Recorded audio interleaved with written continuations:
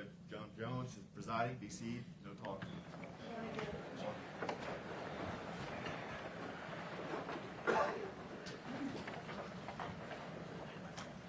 right, we are back on the trial matter. Are there any matters that we need to address before we get started with the jury room? All right, just want to thank you all for your patience as we need to get some things taken care of. The jury's ready. We can go 3 minutes.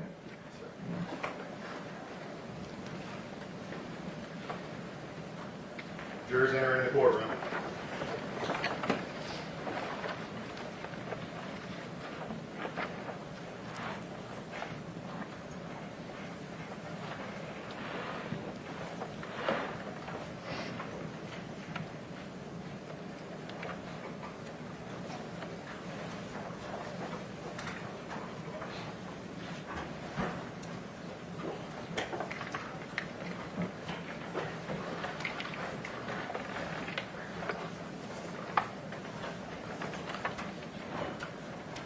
Y'all be seated. Mr. Hemphills, sir, if you can come back around.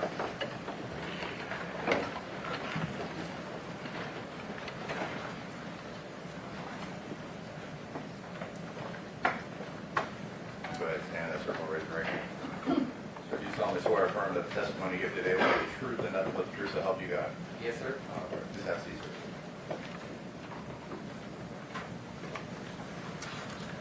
When we adjourned yesterday, we were in the middle of the cross-examination. Mr. Zoo Officer, are you ready to proceed? Yes, sir. Mr. Hemphill, I'm going to call your attention to a few things, but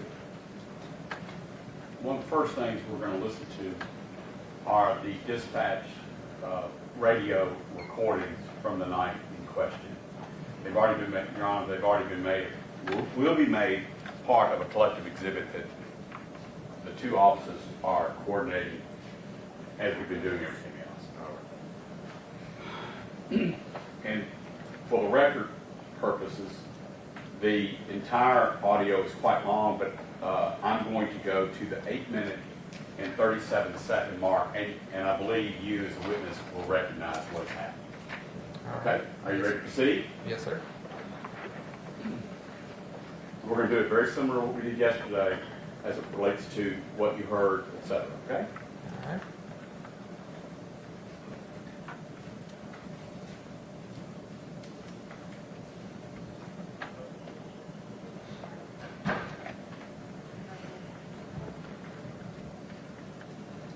Your Honor, I'm going to hit pause. I'm at 100%. We ran into the same situation with Stingle yesterday. I'm going to try it again. Before we go much further, can you hear that, Mr. Hemphill? No, sir.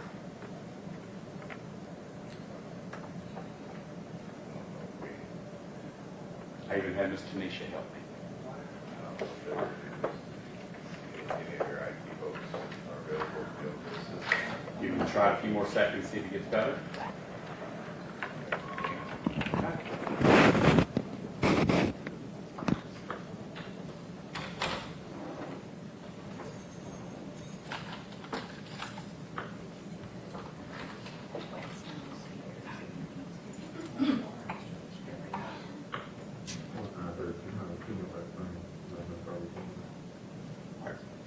The good news is we're not to anything, but were you able to hear that?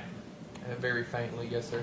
All right, between the doors and the keys and I'm going to do the best. If you can't hear something, you just tell us, okay? Yes, sir. Now proceed, John.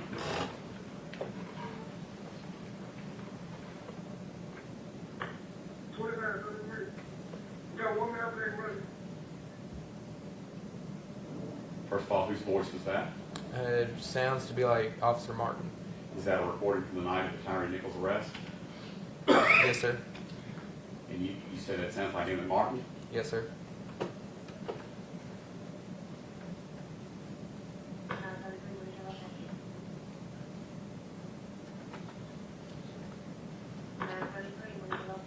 $29.38, where Wayne and Ross. Hey, Lewis and Floyd. Suspect is running down Ross. You recognize that voice? Yes, sir. Whose voice was it? That was my voice. You're 2938, is that right? Yes, sir.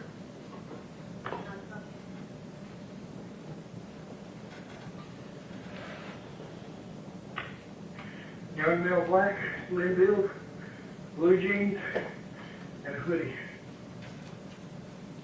Sounds to me like you're what? Out of breath.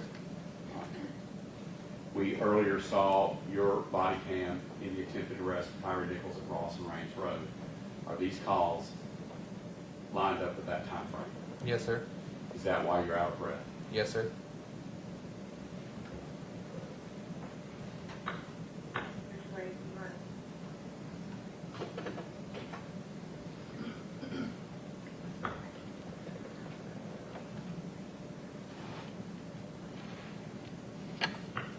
Yeah, sound off. We lights off.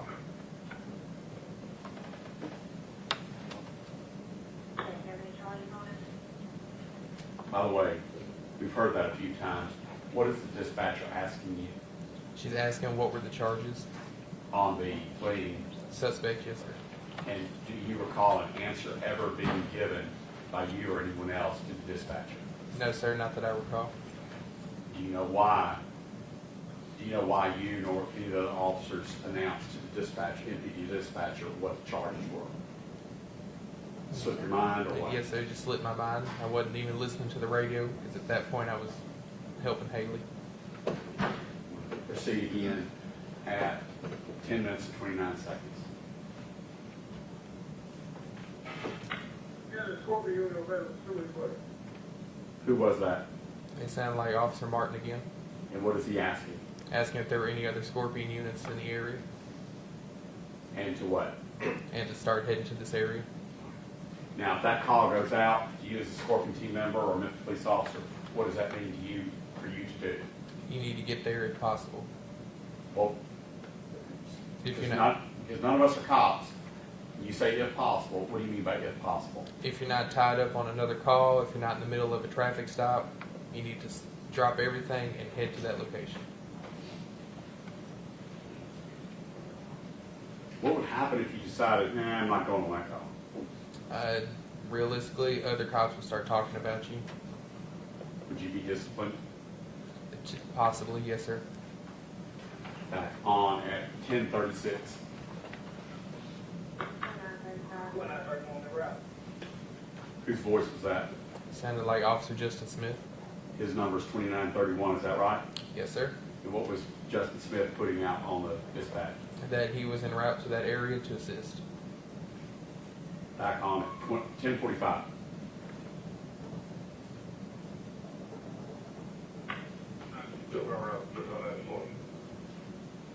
Did you recognize that voice? It sounded like Officer Mills. And is that Mills saying he's on his way as well?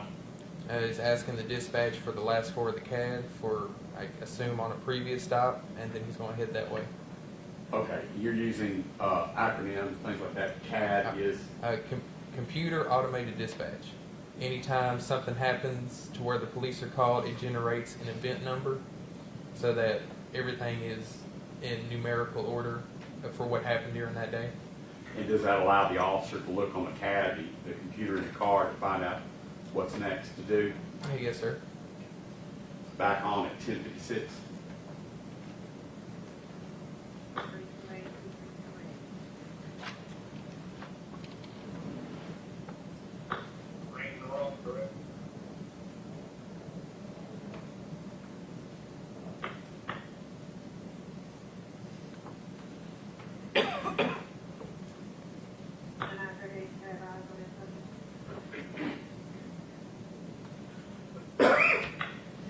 Negative 2938.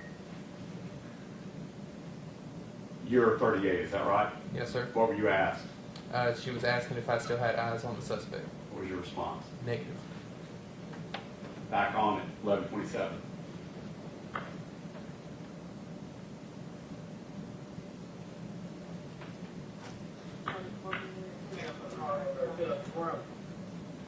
Did you recognize that voice? It sounded like Officer Justin Smith. And what did Justin Smith ask? Can we set up a perimeter? What is a perimeter? We know the location where the suspect was last seen. can we get officers in that area to make sure that they're still somewhat in that neighborhood? Back on at 11:40.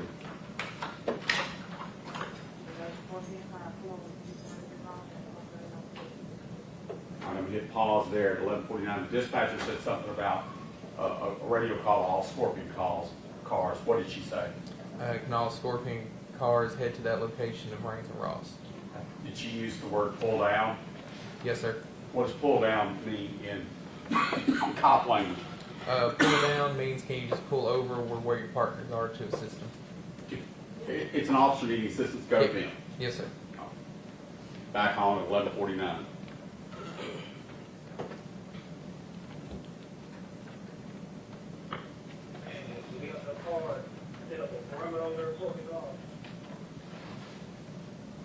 That's Justin again asking the same question, right? Yes, sir. Moving on at 11:59. What did the dispatcher tell Justin in his request for perimeter? That there weren't any more cars. All right. Going on at 12:03.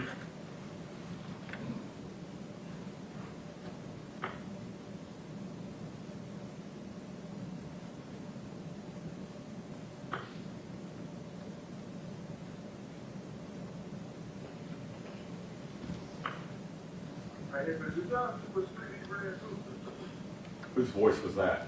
That sounded like Officer Martin. The he that he's referring to is who? Mr. Nichols. Moving on at 12:23.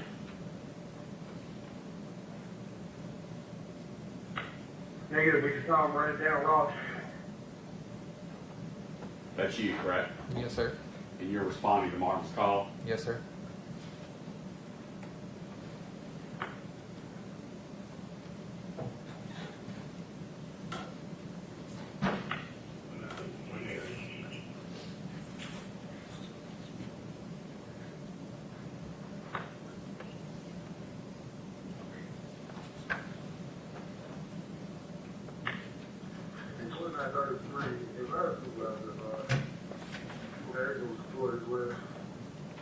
Who is 2933? I believe that was Officer Martin. And pursuant to policy, if a police officer uses one of his weapons, taser, spray, what are y'all supposed to do? Yes. So per policy, we're supposed to alert a supervisor and call the fire department. And that's what that call was about, Yes, sir. to inform dispatcher. Yes, sir. All right, and then if we're listening for your supervisor, that would be Lieutenant Dwayne Smith, is that right? Yes, sir. And his number is 2901? Yes, sir. All right.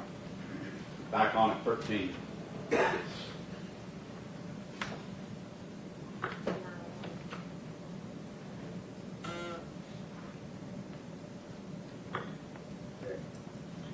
All right.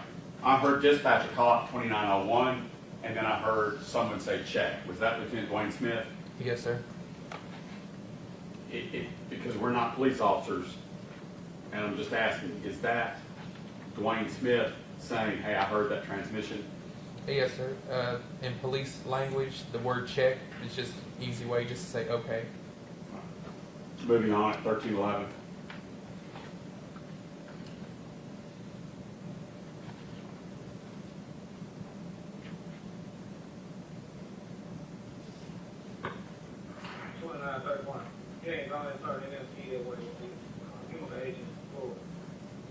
Whose voice was that? Officer Justin Smith, What's he telling dispatch to do? to have the fire department head to that location based on the fact that he knows that at least pepper spray was used. I got a silly question. You have a lieutenant being paid to be the supervisor. He didn't make that call, did he? The lieutenant. And not that I can hear, no, sir. I assume that you're hearing everything, okay? Yes, sir. Dispatch, does dispatch know the policies and procedure of MPD that says if chemical spray is used, to go ahead and roll fire department? Yes, sir. But that call appears to be Justin telling dispatcher to do it, is that right? Yes, sir. All right, moving on at 1323.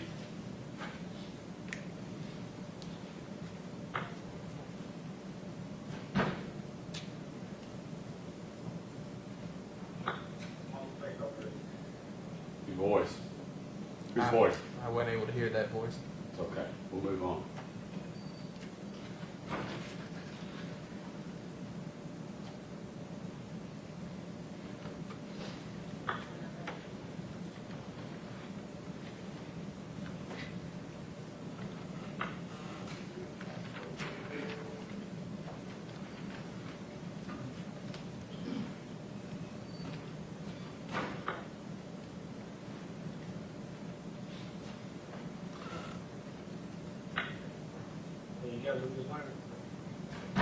Whose voice was that? It sounded like Officer Justin Smith.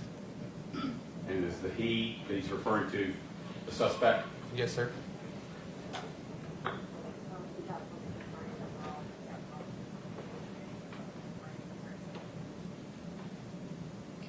Is it I'm just asking for my own edification.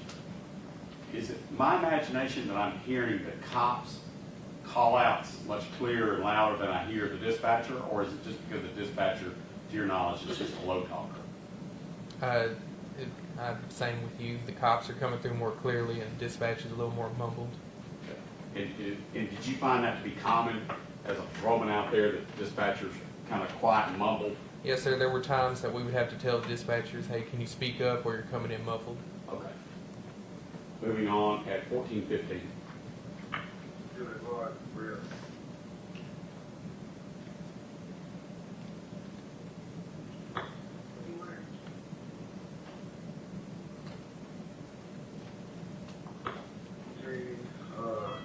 Like a camouflage jacket, like a orange, green, and red, and it's gonna be wild head, swim there. Whose voice was that describing the suspect? It sounds to be Officer Martin. Back on at 14:40. He tricked you, he could have got far. Is that also Emmett Martin that we just heard? Yes, sir. Moving on, 14:48. 2938, did you also read that I pulled my taser? And who was that? That was my voice. And what are you doing? Just making sure again that the dispatcher knew that I had used my taser. Is that pursuant to policy? Yes, sir. Moving on at 14:57.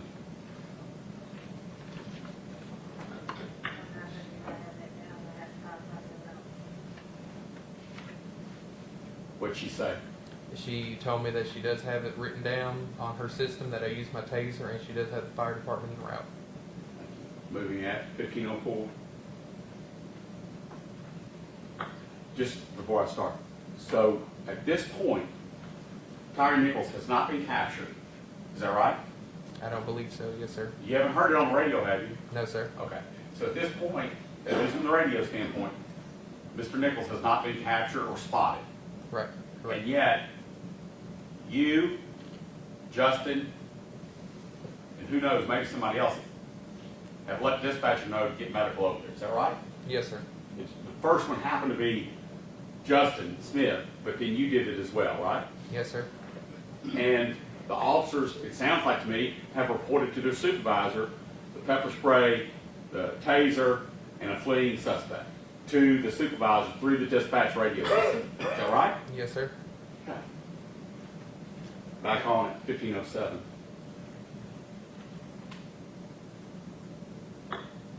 One now, one. Check this study up. Hey, now, we're gonna have to find that. All right, whose voice was that? Lieutenant Smith. And what is Lieutenant Smith asking the dispatcher for? Can she check to see if there's a K-9 officer available to help search the area? Moving on. 15:19.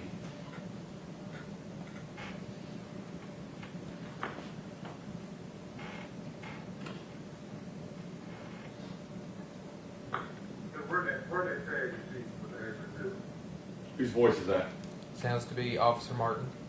And whose tag is he asking to be run? Mr. Nichols. Moving on at 15:32.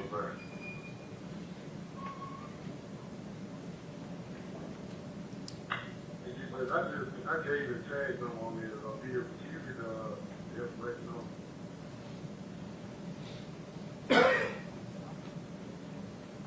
Is that Emmett Martin? Yes, sir.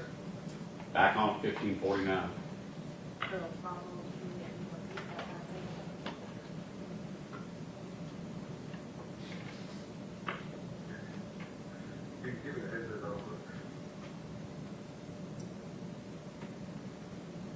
David McMartin again?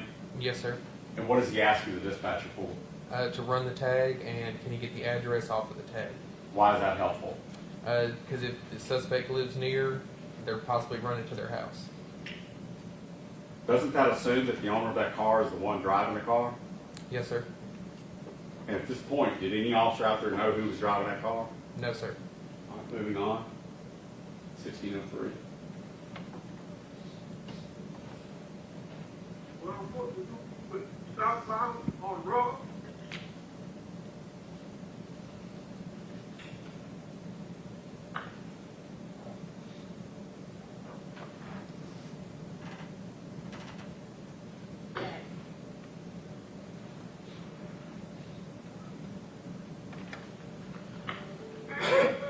Rock, you can't leave.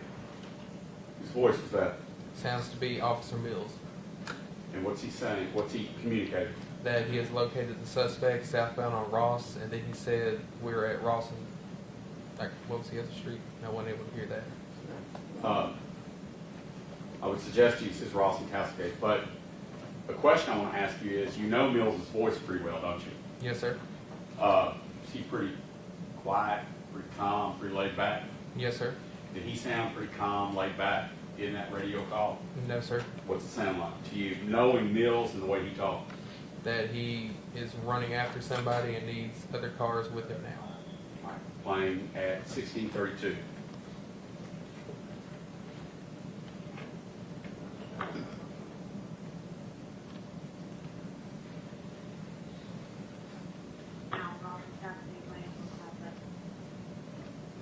What was that?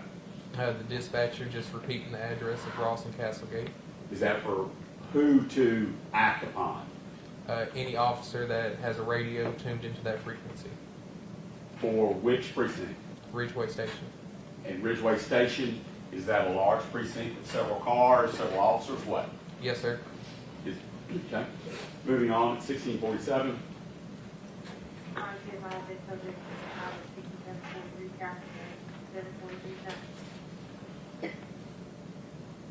Do you know what that was?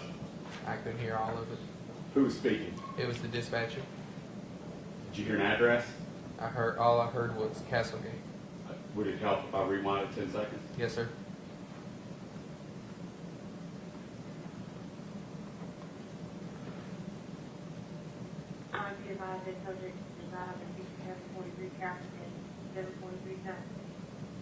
Did you hear about it that time?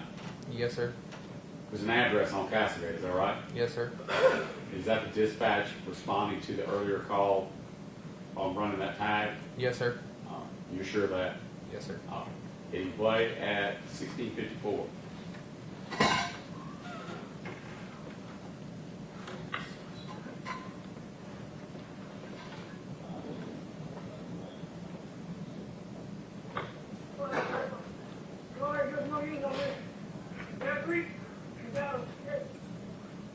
Whose voice was that? Sounds like Officer Justin Smith. How would you describe Justin Smith's voice in that radio call?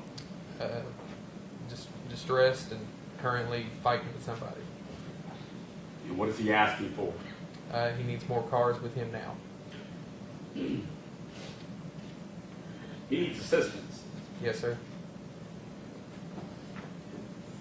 Being play at 1712.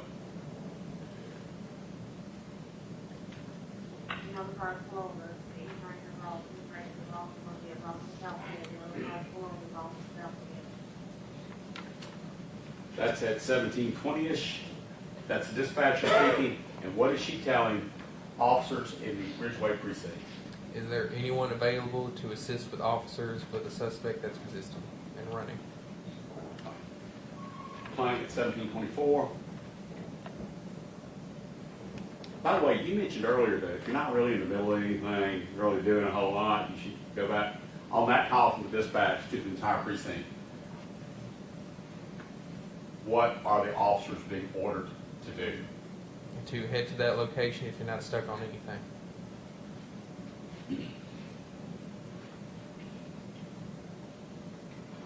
I don't want to take issue with stuck on anything. What do you mean by stuck on anything? You're not stuck waiting on a tow truck to tow a car that broke down in the middle of the road.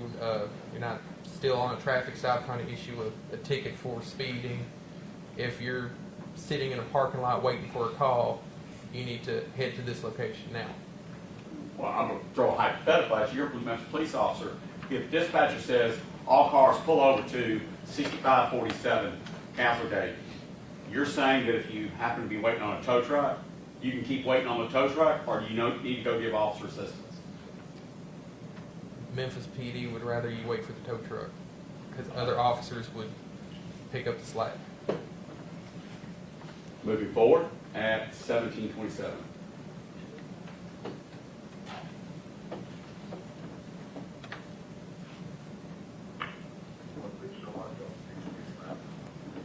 Who was that? I wasn't able to hear That's it. all right, we'll move on.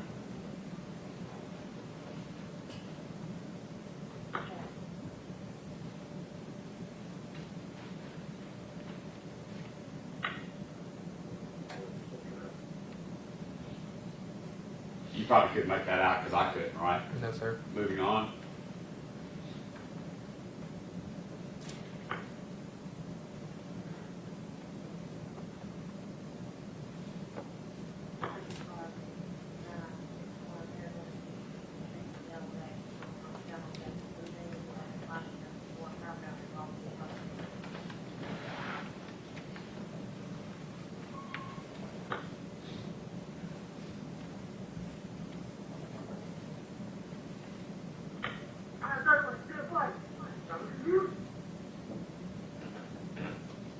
Whose voice was that?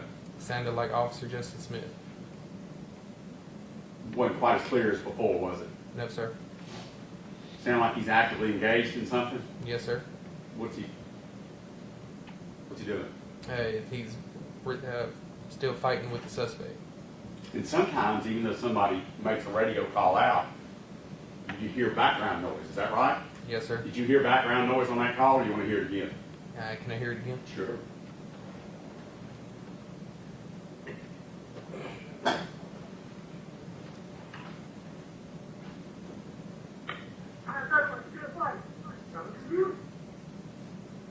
You actually heard two voices, didn't you? Yes, sir. Was that the background noise I was talking about? Yes, sir. Could you make it out what the other person, the mystery person, was saying? No, sir. Hitting at 1825.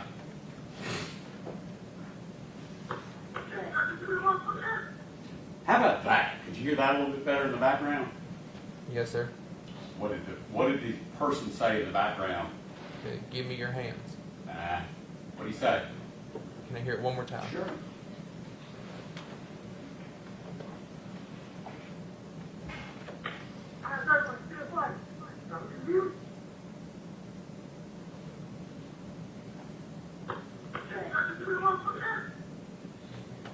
Give me your motherfucking hands.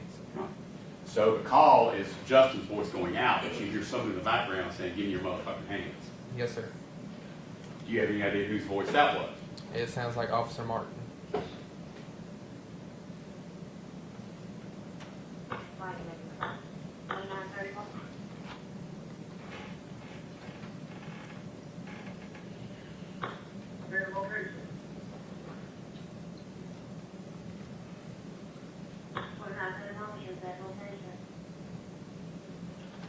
That's dispatch calling for Justin. Yes, sir. Is it because she wants to know his exact location? Yes, sir. Moving on at 1851.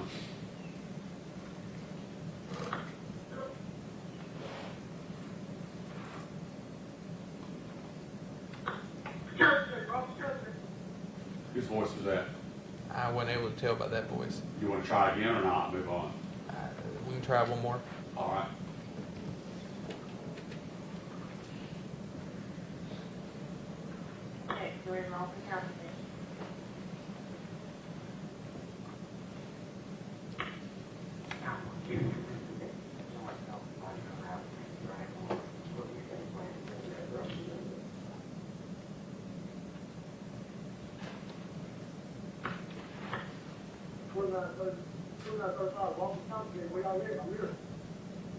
Whose voice was that?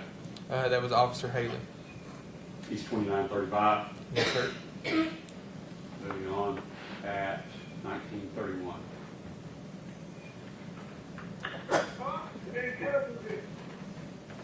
was that? Sounds like Officer Mills. How's he sound? Out of breath. Moving on at 1936.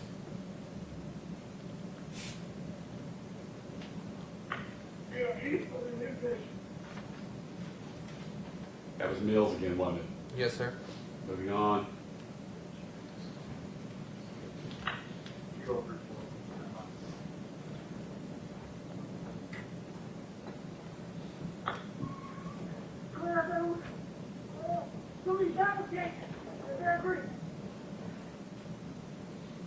Whose voice was that? It sounded like Officer Justin Smith. I'll play it again, see if you hear anybody else in the background.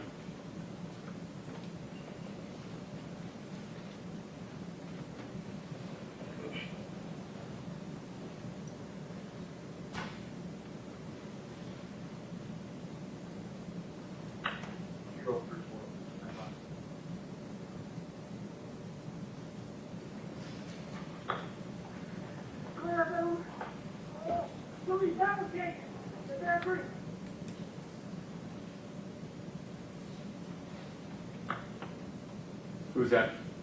It's Officer Smith still. Did you happen to hear what the intersection was that Justin Smith put out on the radio? It sounded like Ross and Castlegate. Oh. Okay. I'll leave it to the jury then. Moving on at 2004. By the way, regardless of what he said, did it sound like he had his composure? No, sir. How long have you known Justin Smith? About 3 months. Would you describe him as a composed person? Yes, sir. Moving on at 2004.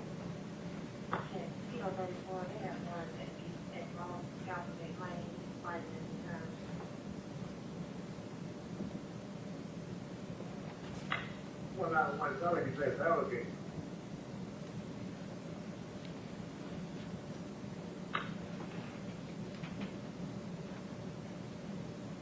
Who is that?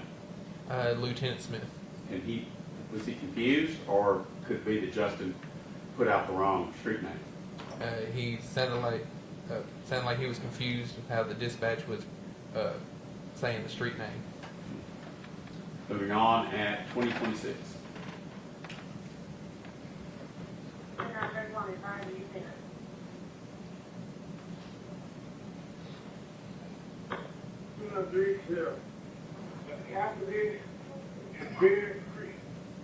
Whose voice was that? Officer Mills. Dispatch had actually called for Justin 2931 saying, give us your location again, and Mills answered. Is that right? Yes, sir. Is that common? Yes, sir. If somebody's busy doing something important, another officer standing there can make a response. Is that a fair statement? Yes, sir. And that's what happened there. Yes, sir. Mills responded, hitting play at 2041.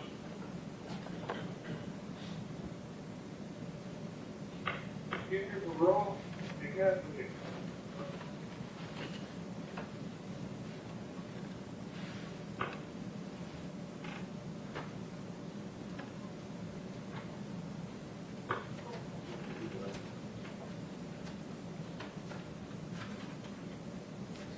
What do we go see?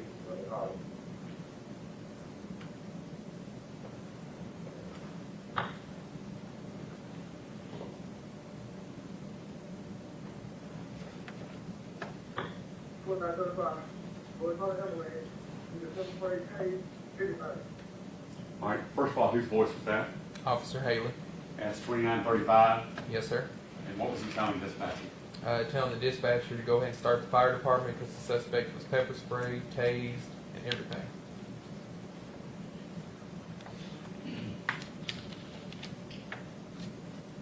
By the way, you were back at Ross and Raines during these transmissions, is that right?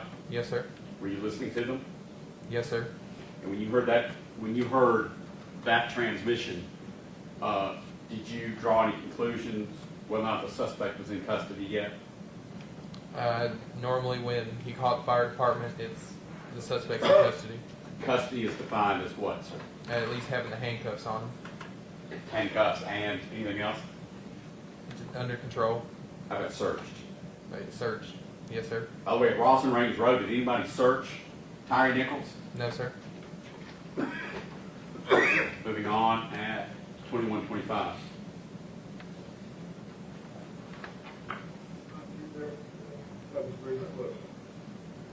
I couldn't make that out, could you? Yes, sir. What was it? It was Officer Mills, also just advising that pepper spray was deployed. Okay, so we can't say dispatch didn't know about all this, right? Right, yes, sir. And if I remember from your body cam yesterday, when engine 55 rolls up, which I think we're about to hear, when engine 55 rolls up, what do you tell the paramedics that get off the fire truck? That the suspect was pepper sprayed and tased. And did you mention to the paramedics that you had been fighting with the suspect? Yes, sir. So at least at this juncture, everybody in the world, everybody on this radio frequency, MFD, everybody knows there's been a fight, there's tasing, spraying, fleeing. Is that a fair statement? Yes, sir. 2134. And what was dispatch telling the officers right there? She was telling 2935 that the fire department was already en route. We're at 2140. Any play?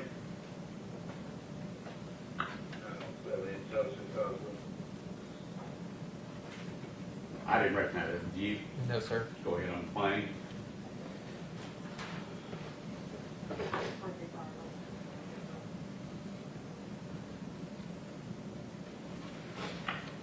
Engine 55 just made the scene over here with me. Okay. Couple two brings the suspect up here. Okay, my math is right.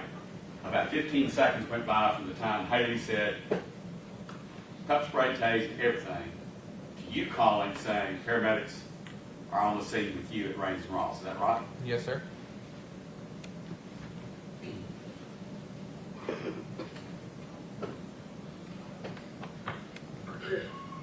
Hey, what I go to do down this up? Ah, so who's 2932?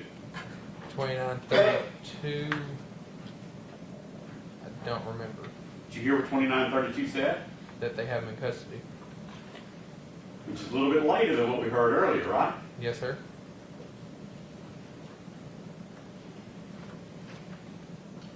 We were at 2214 when the last police officer made that call. Moving forward.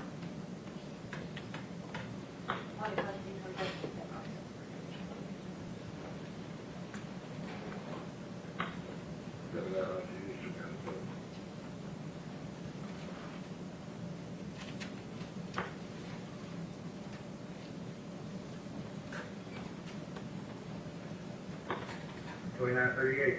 Does the fire department need to come down to you, or are you bringing them back down here? Get them down here, bring them down here. All right. A little bit unusual to use a person's name on the radio. Is that right? No, sir. Hemphill? Whose voice was that speaking to you? Justin Smith. And what was he telling you? He was just telling me that the fire department needs to come to them. He'd already told you once, right? No, sir. That was the only one that I can recall when he answered. Okay. But does Justin sound to you, based upon your knowledge of his voice inflection, be a little bit put out? Yes, sir. And he says, Hemphill just sitting down there, just sitting down here to us. Is that what he said? Yes, sir. And did you follow that direction? Yes, sir. And by the way, what rank, not title, but what rank did you have at the Memphis Police Department? Just regular officer. Okay. And how's that work? Patrolman 1, Patrolman 2, how's that work? So you have patrolman probation, then you have regular patrolman, and at the time it was sergeant, lieutenant, and on up. We'll stop at sergeant, okay? So it's probationary, or whatever you call it, patrolman, and then sergeant, is that right? Yes, sir. Justin Smith's rank at the time of this incident was what? Same as you? Yes, sir. Patrolman. Yes, sir.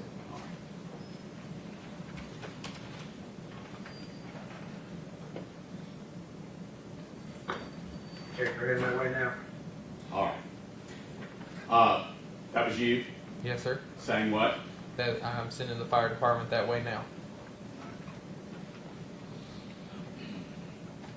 You have testified in numerous environments, FBI, Department of Justice, State of Tennessee, District Attorney's Office.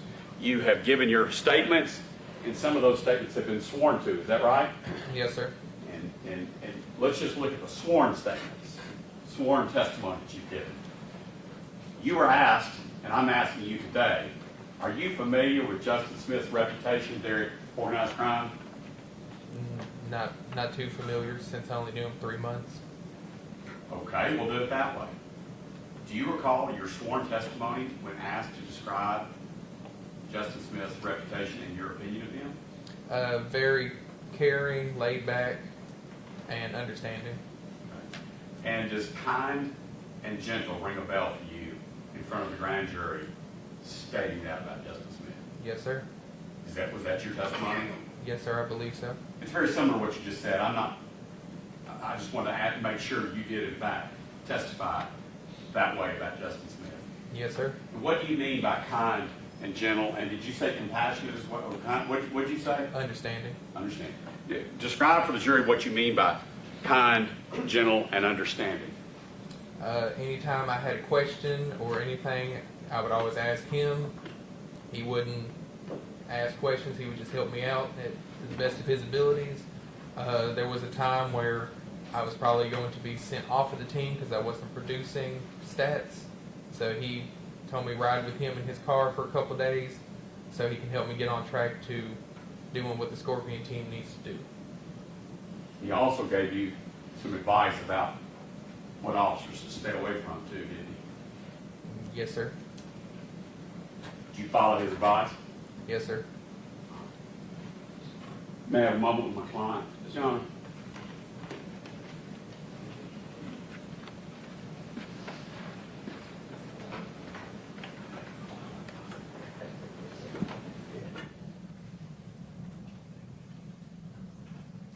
John, I'll pass the witness.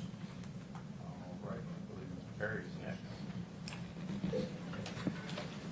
You need to use this up? No, there you go.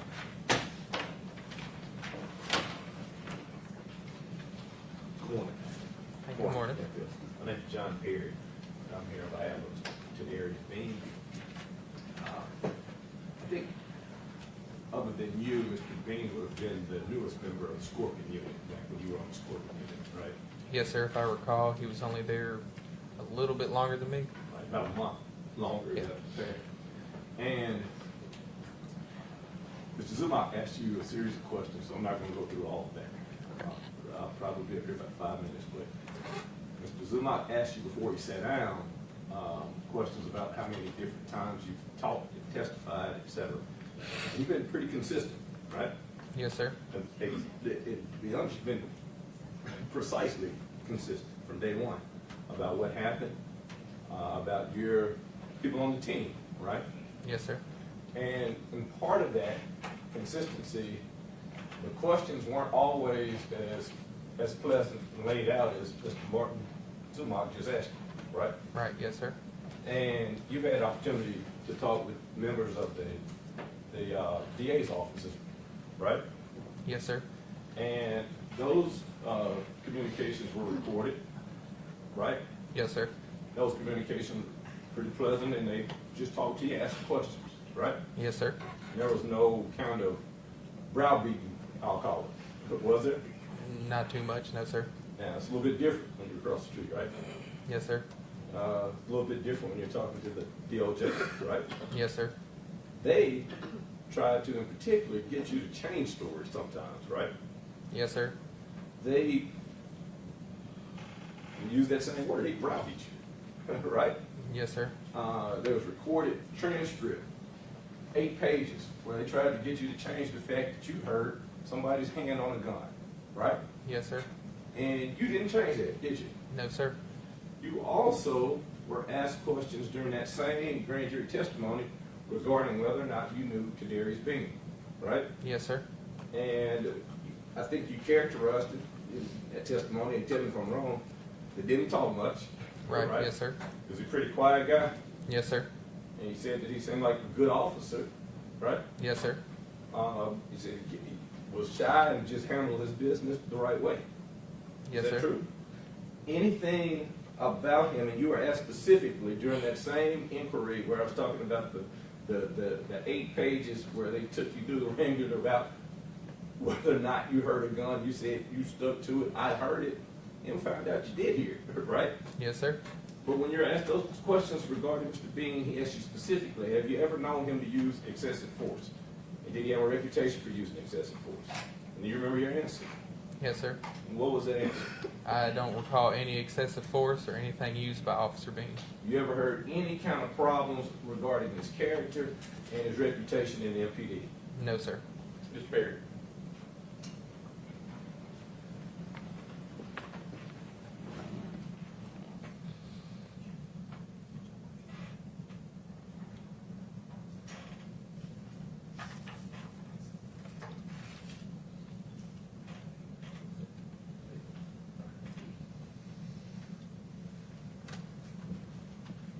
My old law partner ain't gonna make me have to tell a story. I said I was gonna be a few minutes, but it's gonna be just a few minutes longer. All right. Do you remember going through an exercise with Memphis Police Department where they sprayed your face with pepper spray? Yes, sir. What happened during that? Can you kind of talk to us about what that exercise is? So that exercise to the police academy, they spray you with your own pepper spray. And the whole point of the exercise is you got to work through it. You can't just give up. So during that, they ask you a series of questions like what's your license plate number, how long have you been in Memphis. After that, you have to, believe it was, you had a training dummy laying on the ground. You have to try to handcuff them while you're still fighting the pepper spray. And then there's also another training dummy where you have to do a few strikes to them to also, you still got to keep working through this pepper spray. You were asked a couple times about pepper spray and how strong. Now, on that night, back January 7, 2023, when you were making the stop, you had been driving, correct? Yes, sir. And are you at night? Have you always worn glasses since you've been driving? Yes, sir. And on that particular night, did you have your glasses on? Yes, sir. And I remember you saying that you sprayed everybody, but yours hit the brow and up, right? Yes, sir. Did the brunt of it hit the eyeglasses during the time that he was spraying, if you remember? If I remember, most of it hit my forehead and then it started going down. Okay. So it wasn't directly in the eyes, in other words, right then, correct? Yes, sir. Now, I remember on that night, you talked on with your camera some 50-odd minutes. There were 2 different body-worn camera segments. And you talked for a long time, but it seemed like that whole time you were what I call hocking, or what have you, but you're clearing your voice, clearing your throat. Can you tell the jury why you would have been clearing your throat and catching your breath during that time frame? So the pepper spray that they used at the time, it blinded you, obviously, and it also affected your breathing and closed up your sinuses. Hence, hacking up because you're trying to get it out of your system. And if any of it's in your nose, they also tell you in the academy, to breathe it out your nose. If there's anything in your mouth, you got to get it out. When you get a burst of that in your eyes, is it possible to see as good as you can see right now? No, sir. Matter of fact, but for a few feet in front of you, can you see anything? No, sir. And on that particular night, do you remember that intersection? Yes, sir. Was there anybody out there stopping traffic and saying, hey, y'all stop, we got to run across these 4 lanes of traffic? No, sir, not that I remember. And were you running out there in the dark, basically, after having some pepper spray in your eyes? Yes, sir. All right. And was a pretty difficult experience. Yes, sir. Now, at the academy, you have to get it directly in your eyes, right? Yes, sir. All right.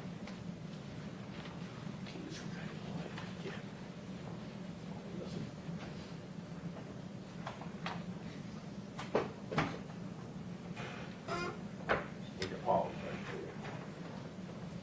there. Pause. Yes. This is the bad bot. Yes.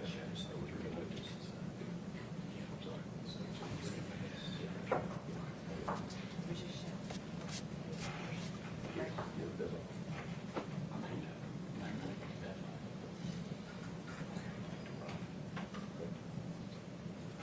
Prior to us playing, Your Honor, may we approach? All right.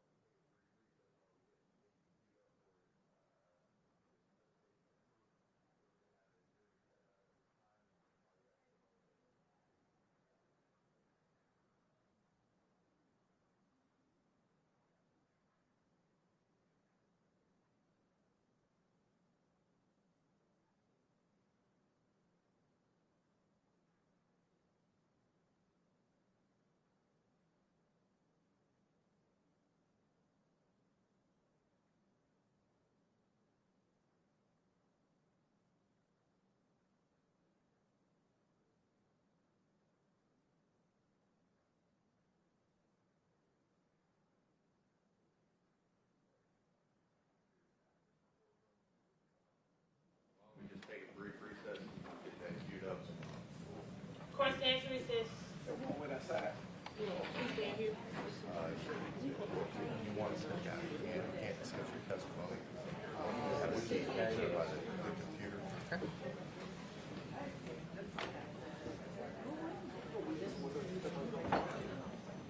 I was telling you she needs to go first.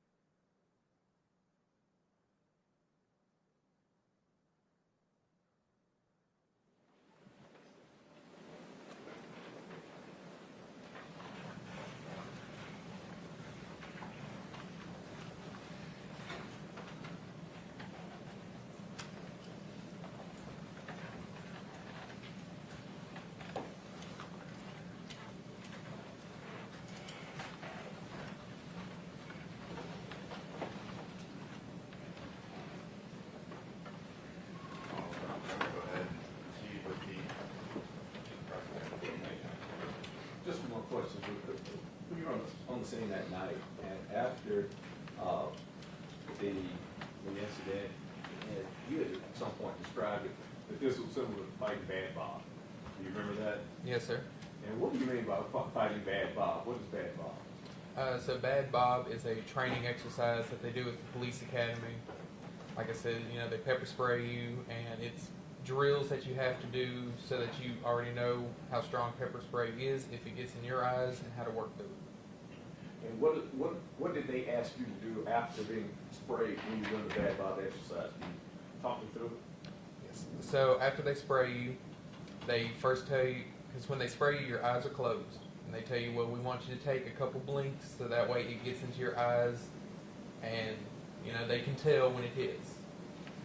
They then ask like a series of questions like your license plate number, where are you at right now, how long have you been living in Memphis, and then after you answer a series of questions, they then tell you to go, I believe it was, do a couple strikes to a dummy, so that way you're fighting with the dummy while you're, you know, still blinded with pepper spray.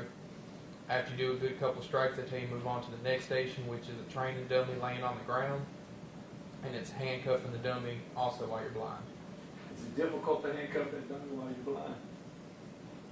Yes, sir.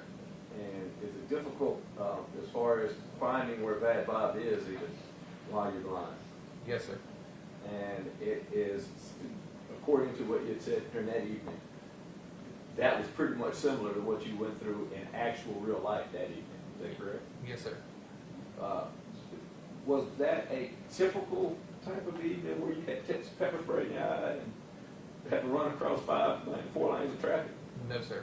And was that one of the most difficult interactions that you had while you were at the Memphis Police Department? It was one of them, yes, sir. And that was, and as you indicated, it put you all the way back in your frame of mind to being in the academy, having to deal with Bad Bob. Yes, sir. Pass it with John.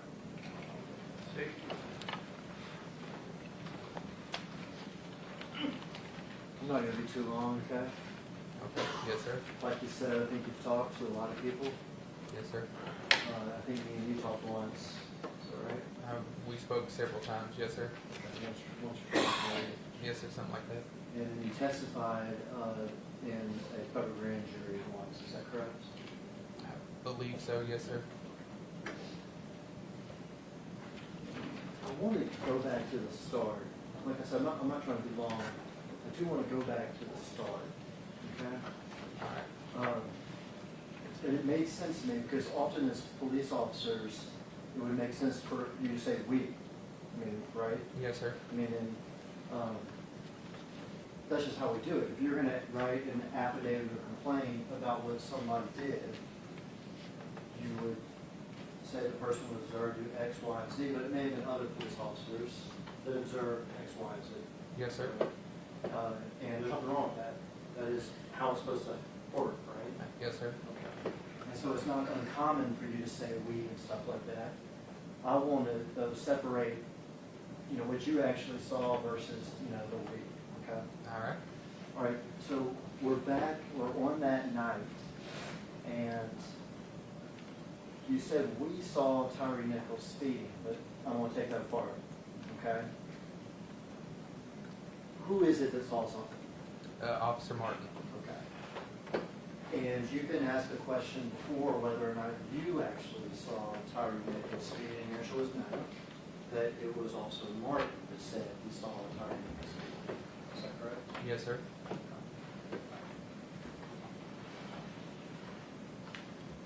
You were asked previously, so what did you actually see Tyre Nichols do? And your answer was that he changed lanes without signaling, Yes, sir. once or twice. Is that correct? Yes, sir. And that is a traffic violation, correct? Yes, sir. Now, did you see, how do you know that when Martin said, I see him speak, is that on the radio or something? Yes, sir.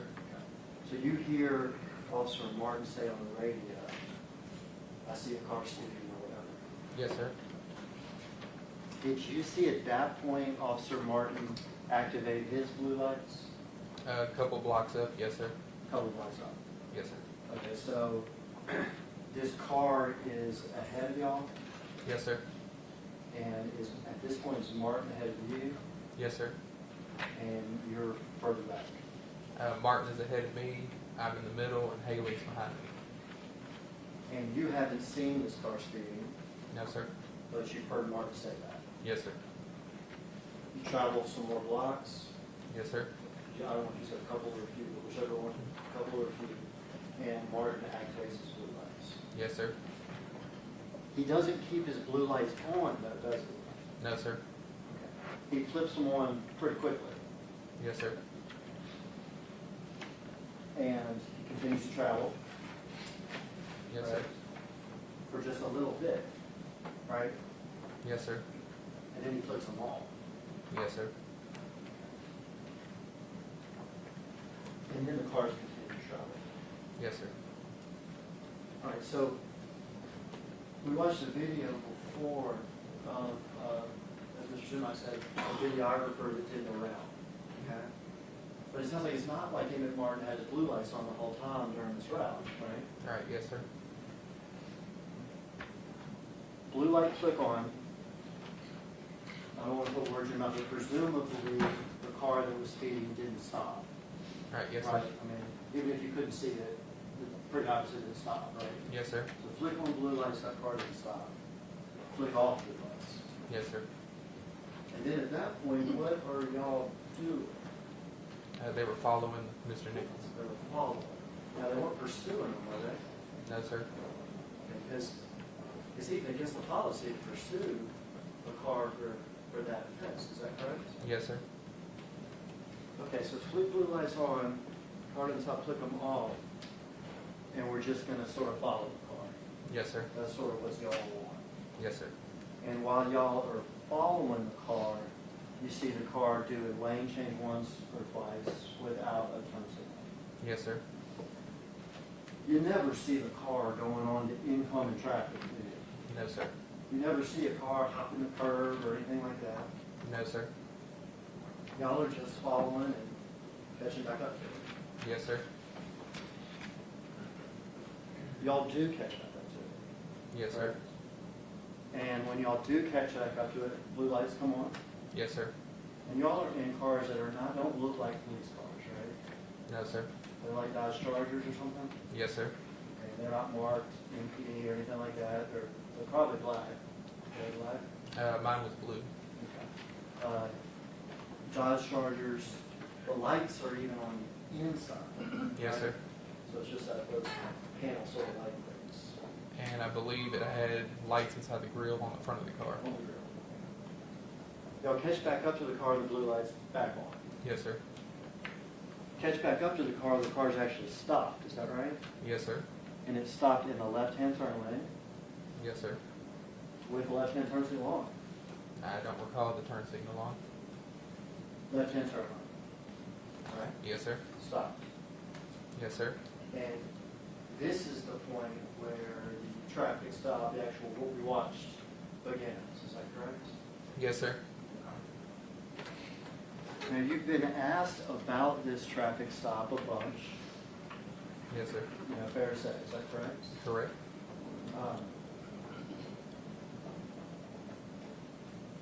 Did you ever see, you've been asked these questions before, did you ever see Tyre Nichols take a swing at anybody during this traffic stop?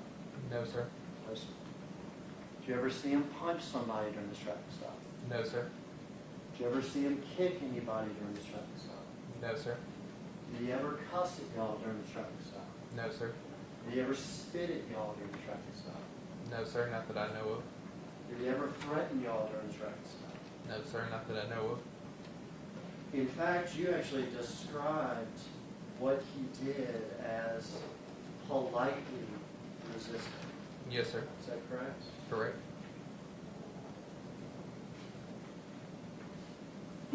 And you've been previously asked, well, what did y'all do, right? Yes, sir. You get out of the car with your gun drawn, is that correct? Yes, sir.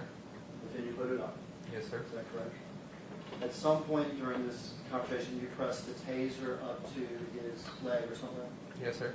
But at that point, the electricity is not on the taser. Correct. I'm not trying to say you taser it. Right. Yes, sir. Yeah, you just have the taser pressed up to him. Yes, sir. You say something to the akin to, I'm gonna tase your ass or something like that. Yes, sir.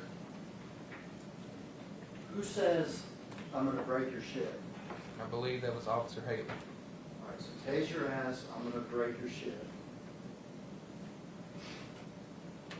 He has been, thrown's not the right word. How was he taken to the ground? I don't recall how he was taken to the ground. I just know we were on the ground. We saw how he was taken out of the car then. Yes, sir. All right. So he's taken out of the car, would you say forcefully? Yes, sir. You had told an officer on the scene that he was persuaded to get out of the car. Yes, sir. Persuaded to me sounds like there was a negotiation and, ultimately he was persuaded to get out of the car. But he wasn't persuaded to get out of the car, was he? No, sir. He was forcefully taken from the car. Yes, sir. On the ground, Yes, sir. he is being yelled at, Yes, sir. he is being threatened. Yes, sir.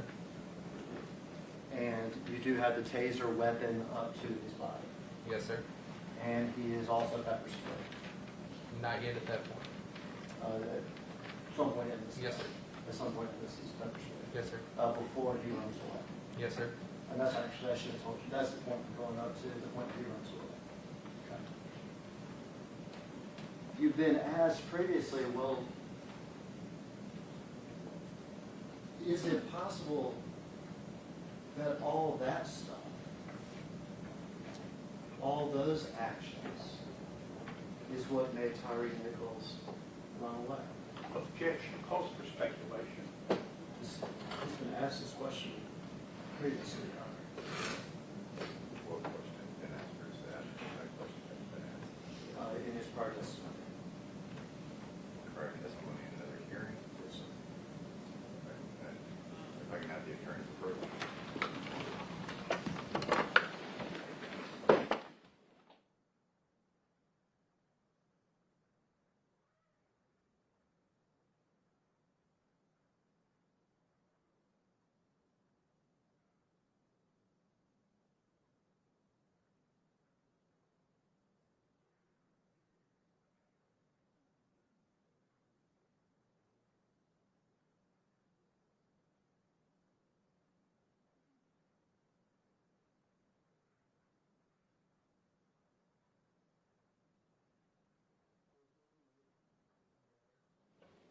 On the ground, correct? Yes, sir.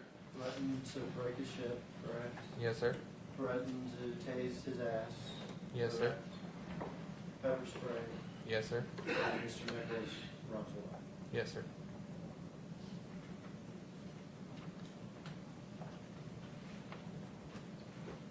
You heard Officer Martin say something, and I'll put words, well, what did you hear Officer Martin say when Tyre was being forcibly removed from the car? To let go of his gun. So there goes his gun. Yes, sir. And to be clear, you're asked some questions, I knew that was you meant. You didn't hear anybody grab a gun. No, Correct? correct. I Like just you heard didn't Mark hear a say. hand hitting metal or something like that. Right, correct. You heard Officer Martin say, Let go of my gun. let go of my gun. Did you see Tyre Nichols grab for his gun? No, sir. You just heard Martin say that. Yes, sir. Do you know whether or not Tyre Nichols actually grabbed for his gun? No, sir. Did you in fact speak with Officer Martin after this incident? Yes, sir. Did that cause you more doubt as to whether or not Tyre Nichols actually grabbed for his gun? No, sir. I was just asking Martin if I heard what I thought I heard. Was reference made that it could have been something just tugging on his belt? Later on, Martin did say that. which is entirely different, right? Yes, sir.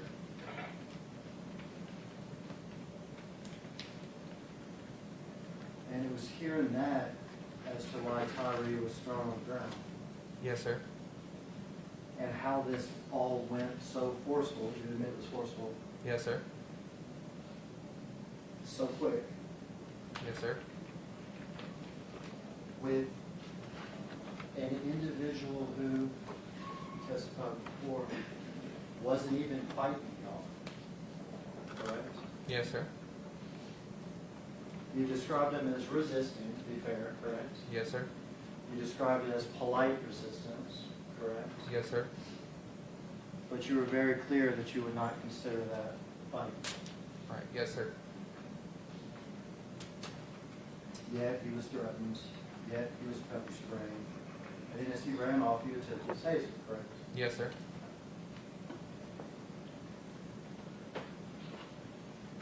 Now, you never went from there to the scene of the criminal activity, is that correct? Yes, sir. However, when we watched the body cam video, we heard you tell somebody, I hope they stomp his ass. Is Yes, that sir. correct? Yes, sir. Do you regret that comment? Yes, sir. If we watch more video later, we see another comment about Tyre's face and how he looks after this happens, is that correct? Yes, sir. Do you regret that comment too? Yes, sir.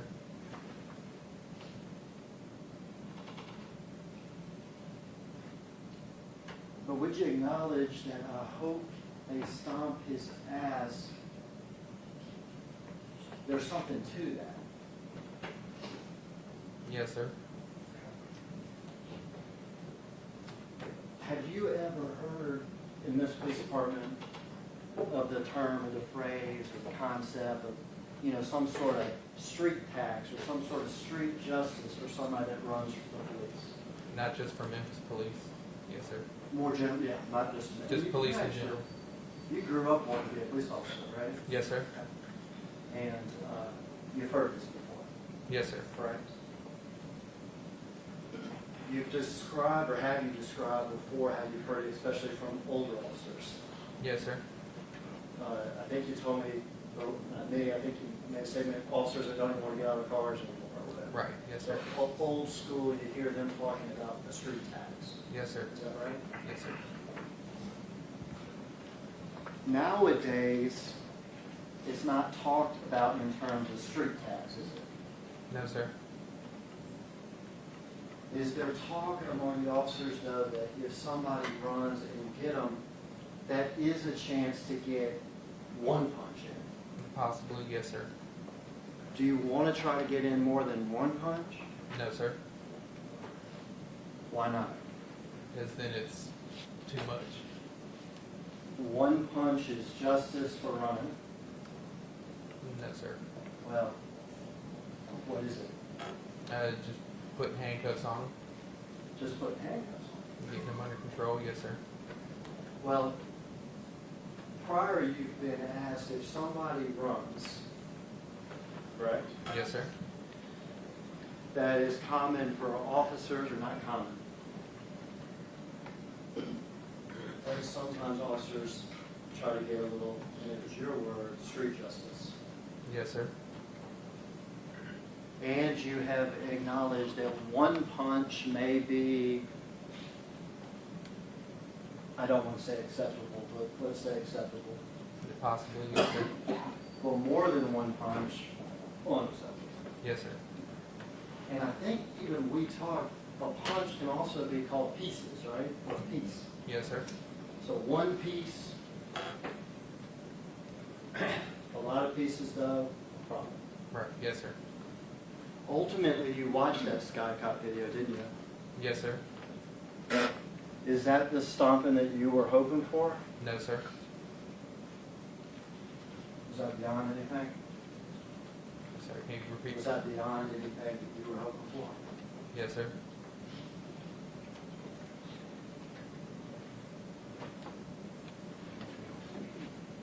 That's all, Judge. Next, briefly.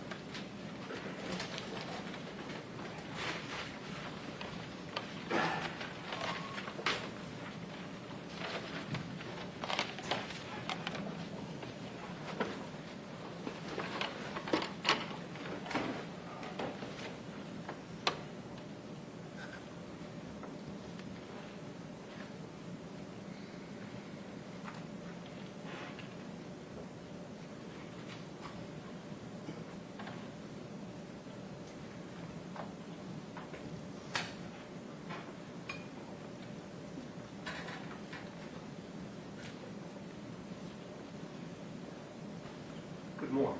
Good morning. You talked, Mr. Hageman just asked you about Officer Martin seeing the blue Nissan Sentra speeding, correct? Yes, sir. And you relied on that to initiate the stop, or participate in initiating the stop, correct? Yes, sir. Even though you hadn't seen speeding at that point. Correct. Yes, sir. Am I correct that you did see traffic violations by that blue Nissan Sentra? Yes, sir. Your Honor, may I interrupt, but this is his witness, Mrs. Levy. You can just rephrase your question. Thank you. Your Honor. What traffic violations did you see the blue Nissan Sentra engage in on the riverbank? Fleeing from the police and multiple lane changes without a blinker. And did you see traffic violations by the Sentra on Rains after the turn? No, sir. You were asked by Mr. Sumac about your speed and looking at your speedometer while watching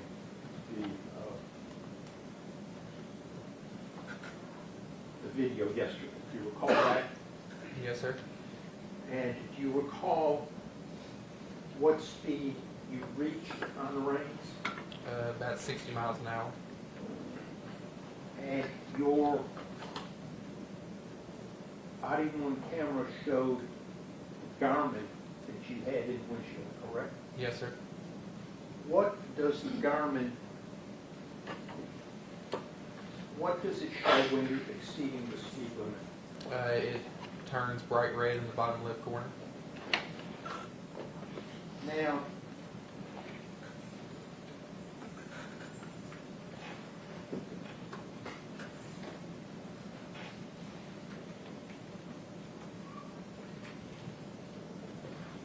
did you see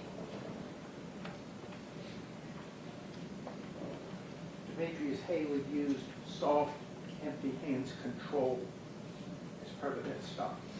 Yes, sir. When? When he pulled Mr. Nichols out of the car.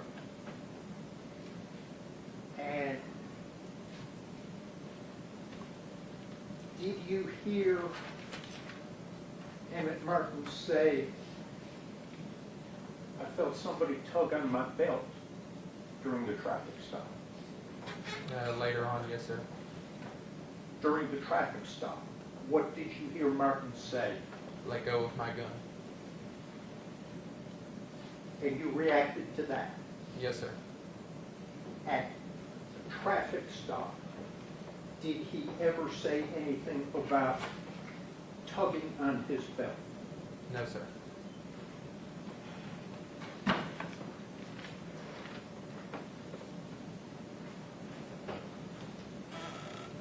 And it's what was said during the stop that was important, correct? Yes, sir.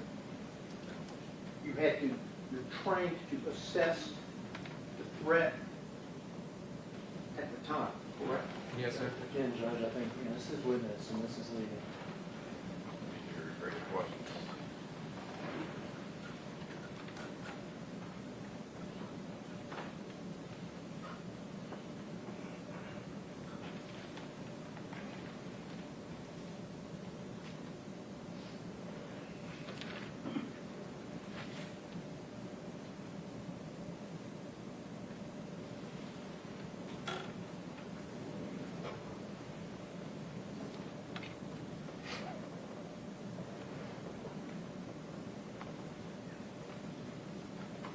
have any further questions, Your Honor?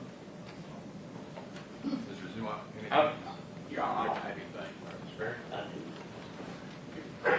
You were asking a few moments ago about you growing up wanting to be a police officer, right? Yes, sir. And you had family members high up in the police department, correct? Yes, sir. And you end up reaching that goal as a police officer, right? Yes, sir. And you know the term street taxes, Mr. Hagley had asked you 3 months ago. Yes, sir. And you also were asked questions about having talked across the street at the federal building, right? Yes, sir. And when you talked across the street at the federal building, now you said, he asked you something about testifying one time in front of the grand jury, right? Yes, sir. But you actually met over there a number of times, am I correct? Yes, sir. And you were asked times and again about Mr. Bean as it relates to street tax, as well as everybody else on that was part of the scorpion, right? Yes, sir.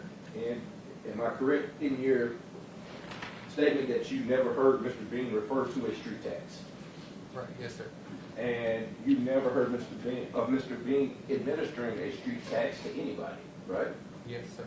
And in fact, you were asked questions about seeing videos, and you saw videos eventually over 302, and gave a statement, I guess called a 302, right? You know what a 302 is? You don't, you don't. No, sir. All right, you did give statements to the feds, to the federal, I guess the Department of Justice and members of the U.S. Attorney's Office. Do you remember that? Yes, sir. And you might not, and if you haven't seen them, don't worry about it, but did you ever see a typed up form of the statements that you gave? Not that I recall. All right. Do you remember that you were eventually shown videos regarding the incident? Yes, sir. Now, when you were first asked questions, you weren't shown any videos, right? Not that I remember. No, sir. Right, but when they did show you videos, you said yourself that it looked like Mr. Bean was just trying to get him into handcuffs, right? Yes, sir. And you, according to what you said at that time, said that it didn't seem like he's doing anything wrong when you're looking at the video, correct? Yes, sir. Thank you. Anything else from the state? Yeah, I don't know what points the videos we're talking about. He wasn't doing anything wrong. We're talking about the point of the video when Mr. Smith or pressing Mr. Nichols down and Mr. Martin soccer kicks Tyre Nichols. They weren't talking about Mr. Martin. Okay. So they were just asking about the movements of Mr. Nichols. I was talking about Mr. Perry was only asking about Mr. Bean. Soccer kicks were wrong. Yes, sir. All those hits to the face were wrong. Yes, sir. Those kicks after he was laying on the ground were wrong. Yes, sir. Anything else with this witness? Okay. No, Your Honor. All right, so those are all the questions. Have voice, you can step down.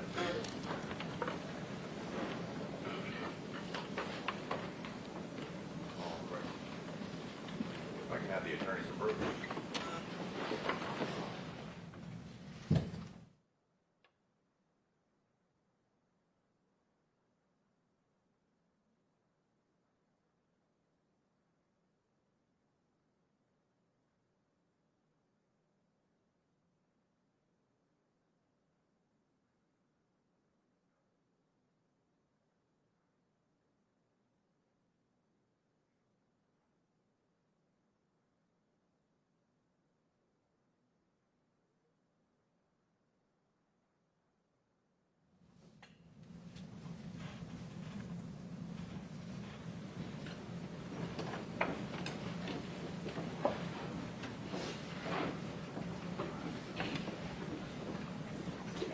On doing that analysis, and they can proceed with that.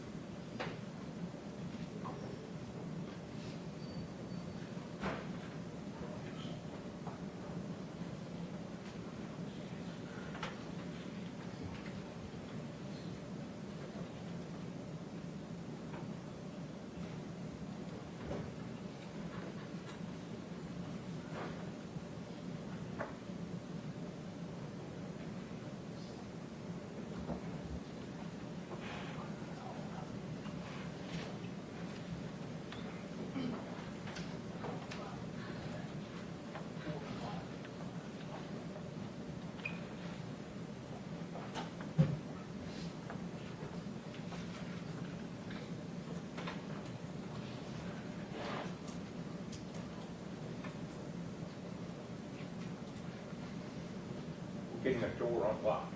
All right, Mr. Salem, who was going to be your next witness? Jordan Riley, Your Honor.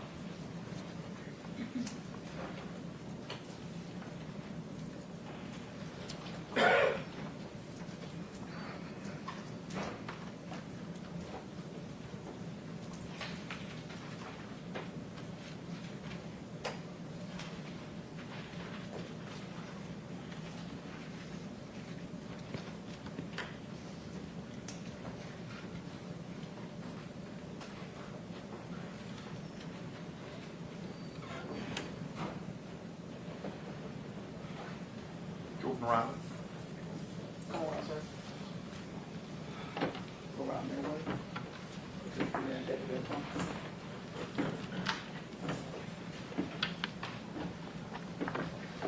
Raise your right hand, please, do. Sir, do you solemnly swear affirm the testimony you give today will be the truth and nothing but the truth to help you God? Yes, sir. Just going to need to spit out your gums.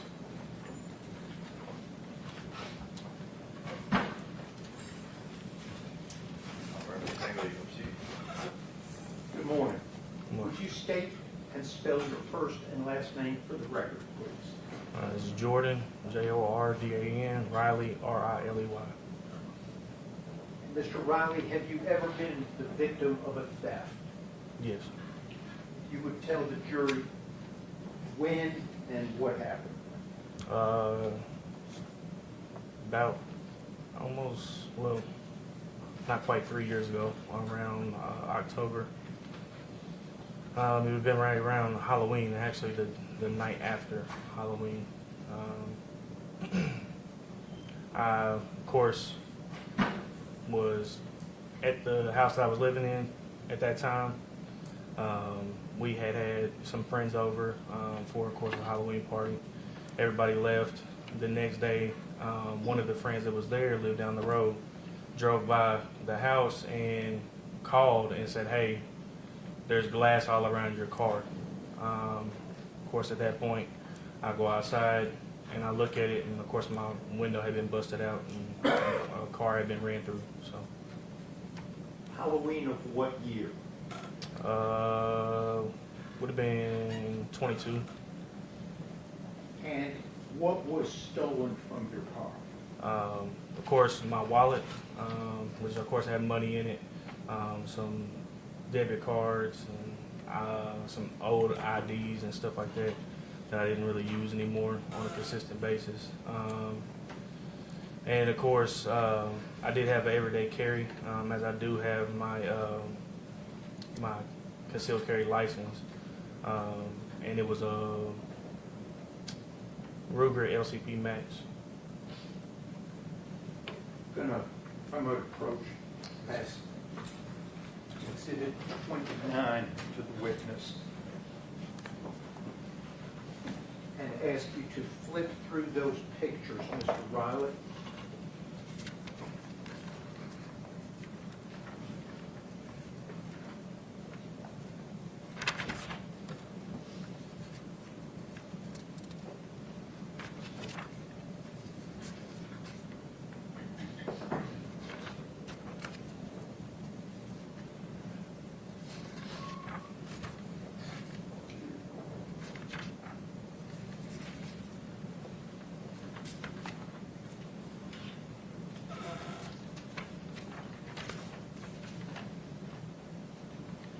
Yes, sir.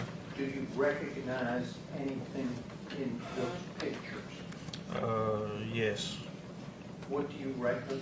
Well, does any of that depict things that were stolen from your car that night? Yeah, the last one. And what is that?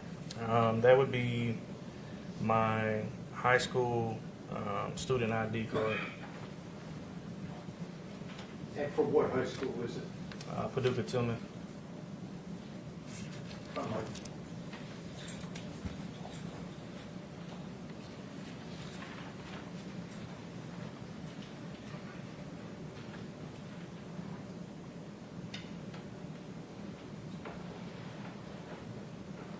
Is that what you're talking about was stolen from your car Halloween night 2022? Yes, sir. How do you know Tyre Nichols? I have no knowledge of him or any association to him. Did Tyre Nichols have your permission to have any of your property at any point? No, I've never met him. I don't have any further questions for this witness. Mr. Zuma? Sir, you've seen your photo ID. Is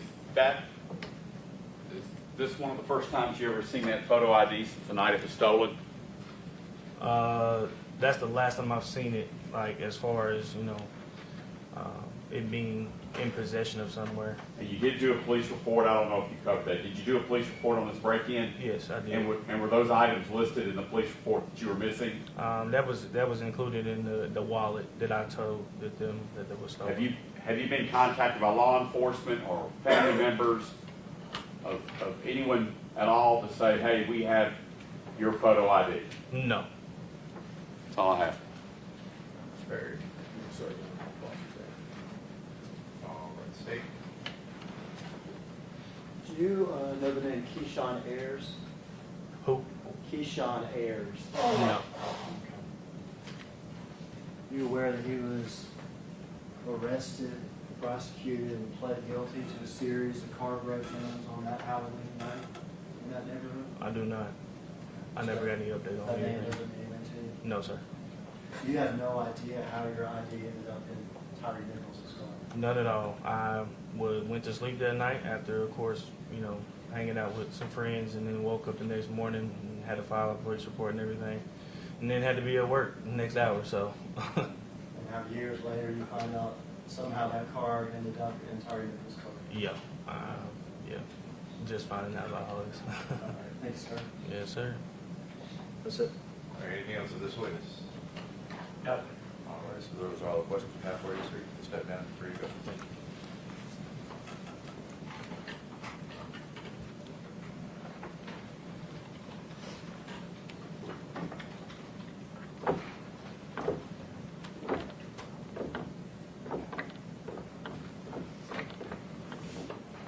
The attorney's appropriate one time.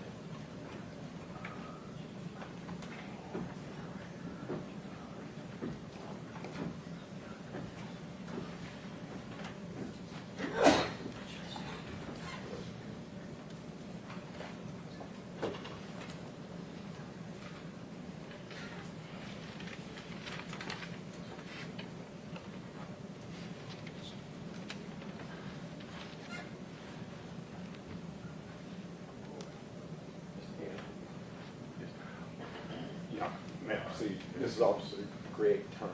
All right.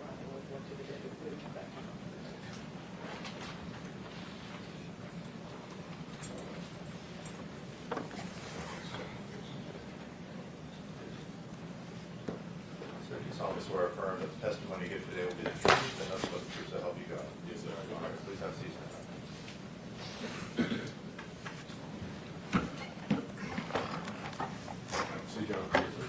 Mr. Turner, will you please state your first and last name and spell it for the record? Yes, first name is Gregory, last name Turner, Gregory, Turer. And are you currently employed with the Memphis Police Department? Yes, sir, I am. And what precinct are you in?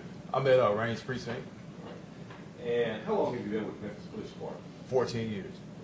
And during those 14 years, have you come into contact with Darius Bean? Yes, How did you come into contact with Darius Bean? I was his primary FTO, And can you tell this jury what an FTO is? field training officer. And how does that FTO program work? When he comes out the academy, he get assigned an FTO, which I was assigned him. It works in phases. We have 4 phases. He comes with me first phase, 30 days. Go to another FTO in the second and third phase for 30 days each. And then he'll come back to me for the 4th phase until he finishes up his remaining days.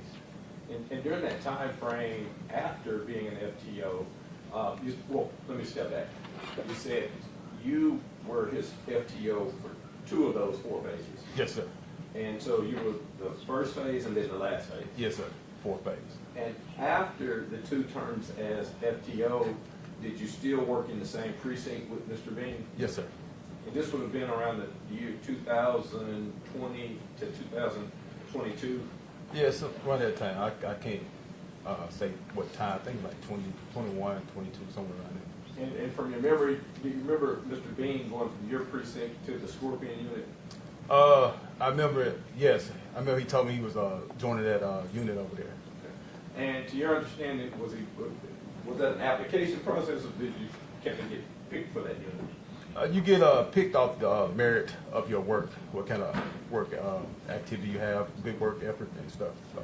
And so both as your field training officer time frame and during that 2-year period, y'all were still working out of the same precinct? Yes, sir. Yeah. And can you tell this jury about the officer you know as Tadarius Bean? Oh, Tadarius, he's a humble guy, well-mannered, listen. He's probably one of my favorite trainees, as we call him. He went above and beyond. I didn't have to repeat myself twice, which I really respected in him. Superb young fellow when I had him. Didn't cause me into trouble. Constantly, listened to me, listened to my guidance, and understood where I was coming from. And just overall, just a good young man during that time frame that I had him. Yeah. During the time that he would have been assigned to you, he was right out of college. Did you know that? Yeah. Yes, sir.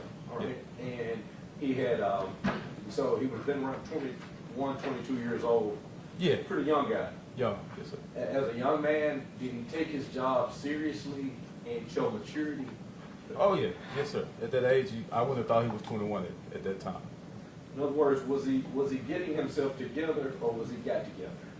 He was put together. He was well put together. So, yes, sir. And is there any critiques as far as his character that you have and his reputation in that precinct and in Memphis Police Department? His reputation was good. Good officer. That's how you can come involved with that unit that he went to as being a good, proven officer on the streets. And then you don't have any critiques of his character at all? No, sir. No. Pass the witness, Your Honor. I have nothing, Your Honor. All right, state. Just briefly. Yes, ma'am. Mr. Turner, you said you worked with Mr. Bean 2 years, 90 days. Sound about right? I know I trained with him for probably 60 days, maybe or about 50 to 60 days. But we worked together once he finished his phases. We worked together until he turned till he had a year on. He had a year, so that's when he became out probation. So I can't remember when he technically went to the unit, but I know shortly after he came off probation, he went there. So. And in that time, you knew him to be, you said, a good guy. Yeah, yeah. But you would agree with me, good people can make bad choices, right? Yeah. That's They all can. I have, Judge. Anything else for this witness? I don't have anything further. All right, so those are all the questions we have for you, sir. You can sit down. Yes, sir. Thank you.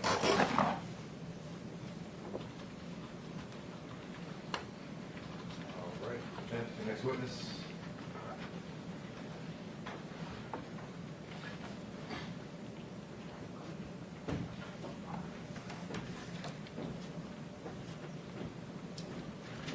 Next, I'm going to call Kevion Taylor.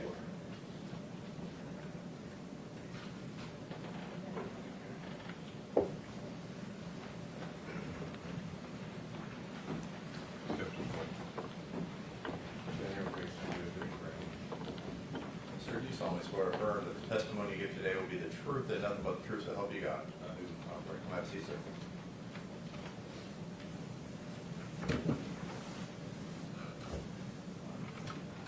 Proceed, John. Yes, sir. Mr. Taylor, will you please state and spell your full name for this court? Kevion Taylor, K-E-V as in Victor, E-O-N, last name Taylor, T-A-Y-L-O-R. And, Mr. Taylor, what's your current occupation? I'm a pastor of a church and I'm an attorney.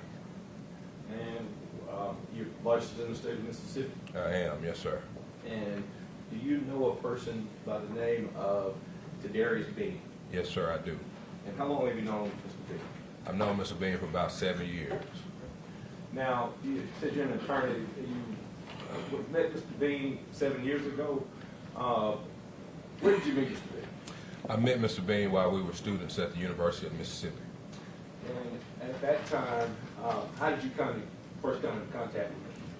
I came into contact with him when he wanted to join a fraternity on campus. I was a chapter president of that fraternity, and he was one of the applicants, and I got to observe him and get to know him from that point.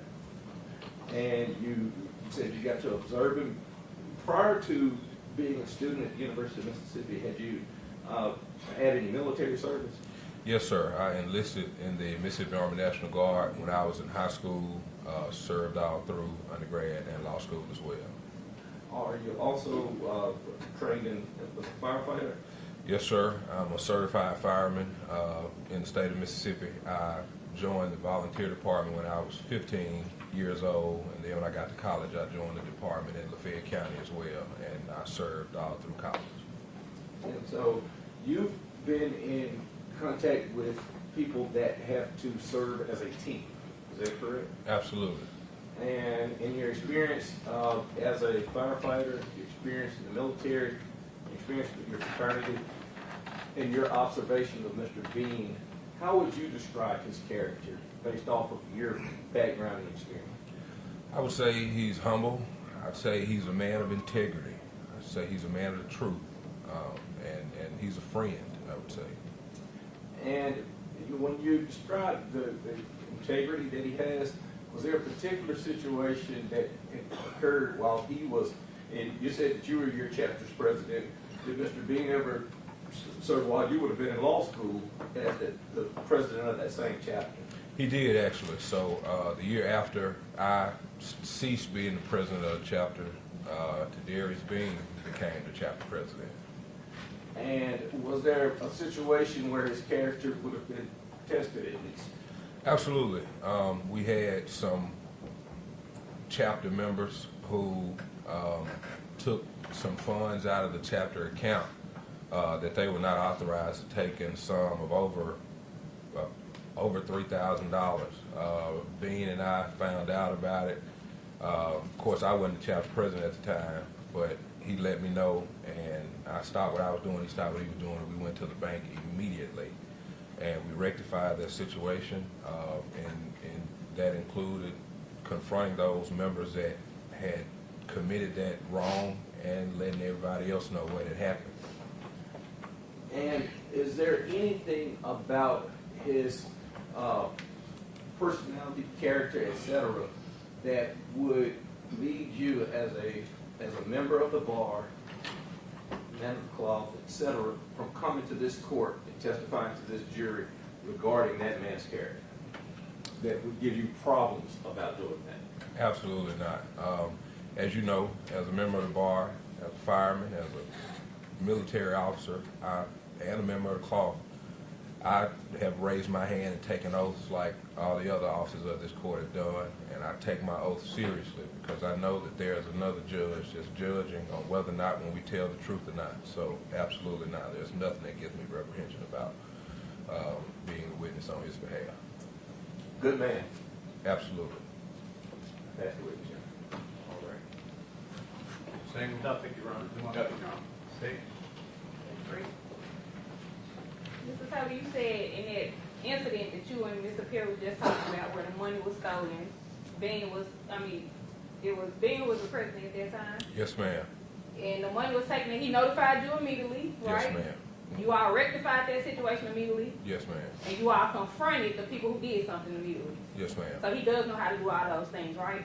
I would assume so. That's all I have to do. No follow-up. All right, thanks, sir. Those are all the questions.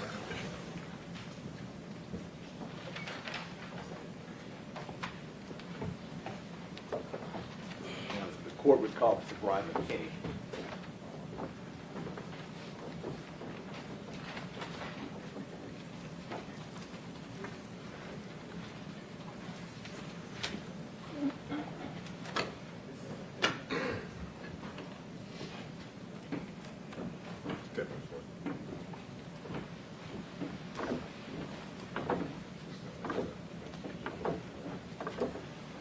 Sir, you solemnly swear or affirm that the testimony you give today will be the truth and nothing but the truth, so help you God. All right, can I see, sir?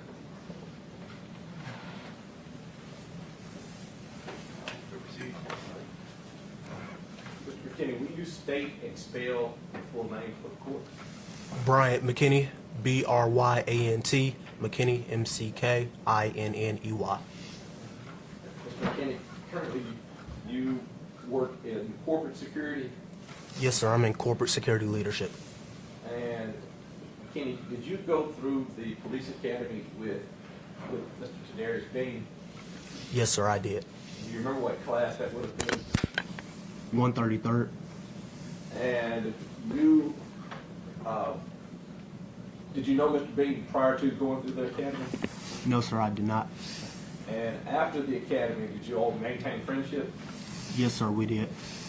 And in your experience while in the academy and subsequent to the academy, did you work with the MPD after coming out of the academy? Yes, sir. That's not going to amplify your voice. The court reporter is just recording it, so you don't have to. Okay. Thank you. Good to know. And you speak up well, just keep your voice up. Understood. You worked with MPD after coming out of the academy? Yes, sir. Were you all in the same precinct at that time? No, sir. Right. And you indicated that y'all did go through the academy together. Can you describe Mr. Bean as a student in that academy? As a student in the academy, he was always prepared, always seeking to try to help people throughout the academy when we were doing physical fitness or tests or anything like that. He always just had a mild-mannered mentality and always kept a level head to try to just help others just be the best they could. If somebody came up and said, "Man, Bean's such a loudmouth, I can't believe it," would that shock you? It would definitely shock me. Is Bean pretty quiet guy? Yes, he is. And would you consider him a serious guy? When serious matters arise, yes. There's a sense of humor, but Right, yes. I always got a sense of humor, though. did he take his job and what you all were trying to do as law enforcement officers to be at that time? Did he take that seriously? He did. He honestly did. He felt that the job was very serious and there was a need to kind of help keep the city safe and play his part in doing so. Now, when you came out of the academy, did you all keep in contact with each other? Yes, sir, we did. We're still friends to this day, right? Yes, sir, we are. Now, would you describe Mr. Bean as a person just kind of on his own program, or did Mr. Bean try to follow the book, a man by the book? Definitely a man by the book.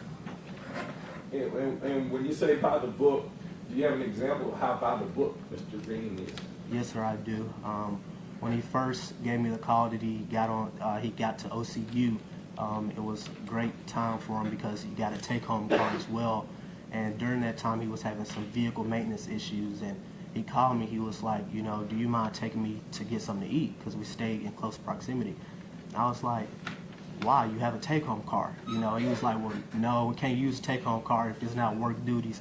And so I had to go pick him up and take him up the street, even though he had a take-home car. But he was by the book, no matter what it calls for. He didn't use his badge or anything given from the department to, for his own benefit. So you had to run him, you had to go to his house, run him to the burger store or whatever to get a hamburger. Because, and he had a car outside that OCU had, Yes, sir. and that's how by the book he is. Yes, sir. Is that how he's always been since you've known him? Yes, sir, and to this day. Would you have any problem if you had to serve in policing the same way with him at this point, with him being an officer with you? No, sir, I will have no problem. Anything about his character that you have that, a criticism of? No, sir, you never have to second guess him. Now, a few moments ago, I asked you about being in the academies. Did you go through an exercise in the academy called Bad Bob? Yes, sir, I did. What is the Bad Bob exercise? It's an exercise where we were in the gym, if I remember correctly, and we were pepper sprayed. We were pepper sprayed, and they asked us a series of questions, some related to what is our tag number, and to give the chemical agent some time to kind of really sit in. And after that, we were asked to run down the court and grab a kind of like a dummy that weighed a certain amount of pounds and hit the dummy, if I'm not mistaken, until the dummy stopped resisting, and then we were asked to then try to handcuff the dummy. Is that a part of an exercise that it could go into your muscle memory? In other words, if you're in a situation like that, that would help you if you are facing somebody resisting. Yes, sir. And if you are faced with being pepper sprayed trying to arrest a person, does that create any difficulties?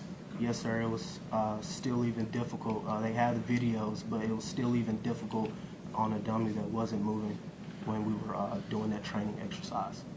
I'm going to pull up a video and I'm going to ask you if you can identify. Has this been shown to the state? Yes, Your Honor. Is this queued up?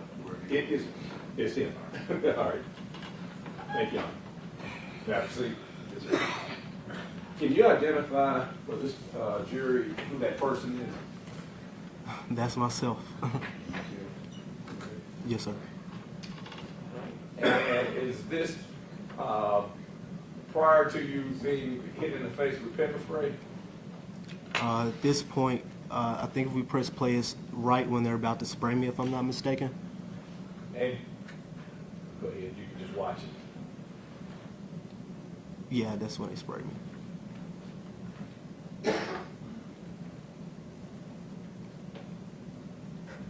You can cut the volume up.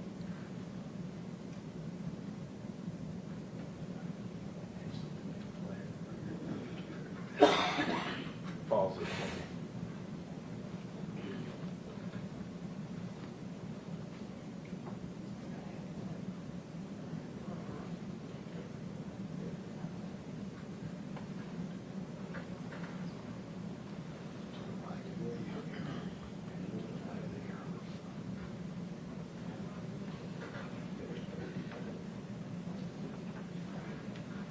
Okay.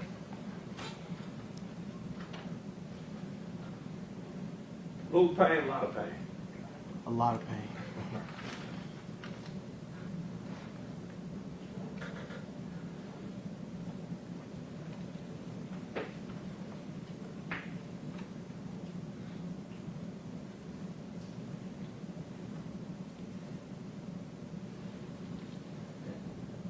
If you recall, are they saying anything to you at this time? Yeah, they're.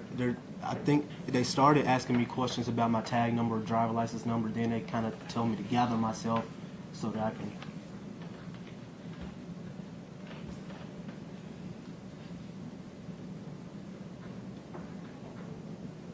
You remember them telling me go fight Bad Bob?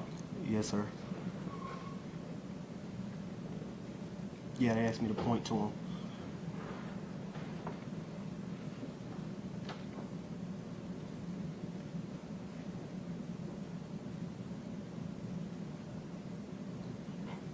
You remember what you're saying during this time?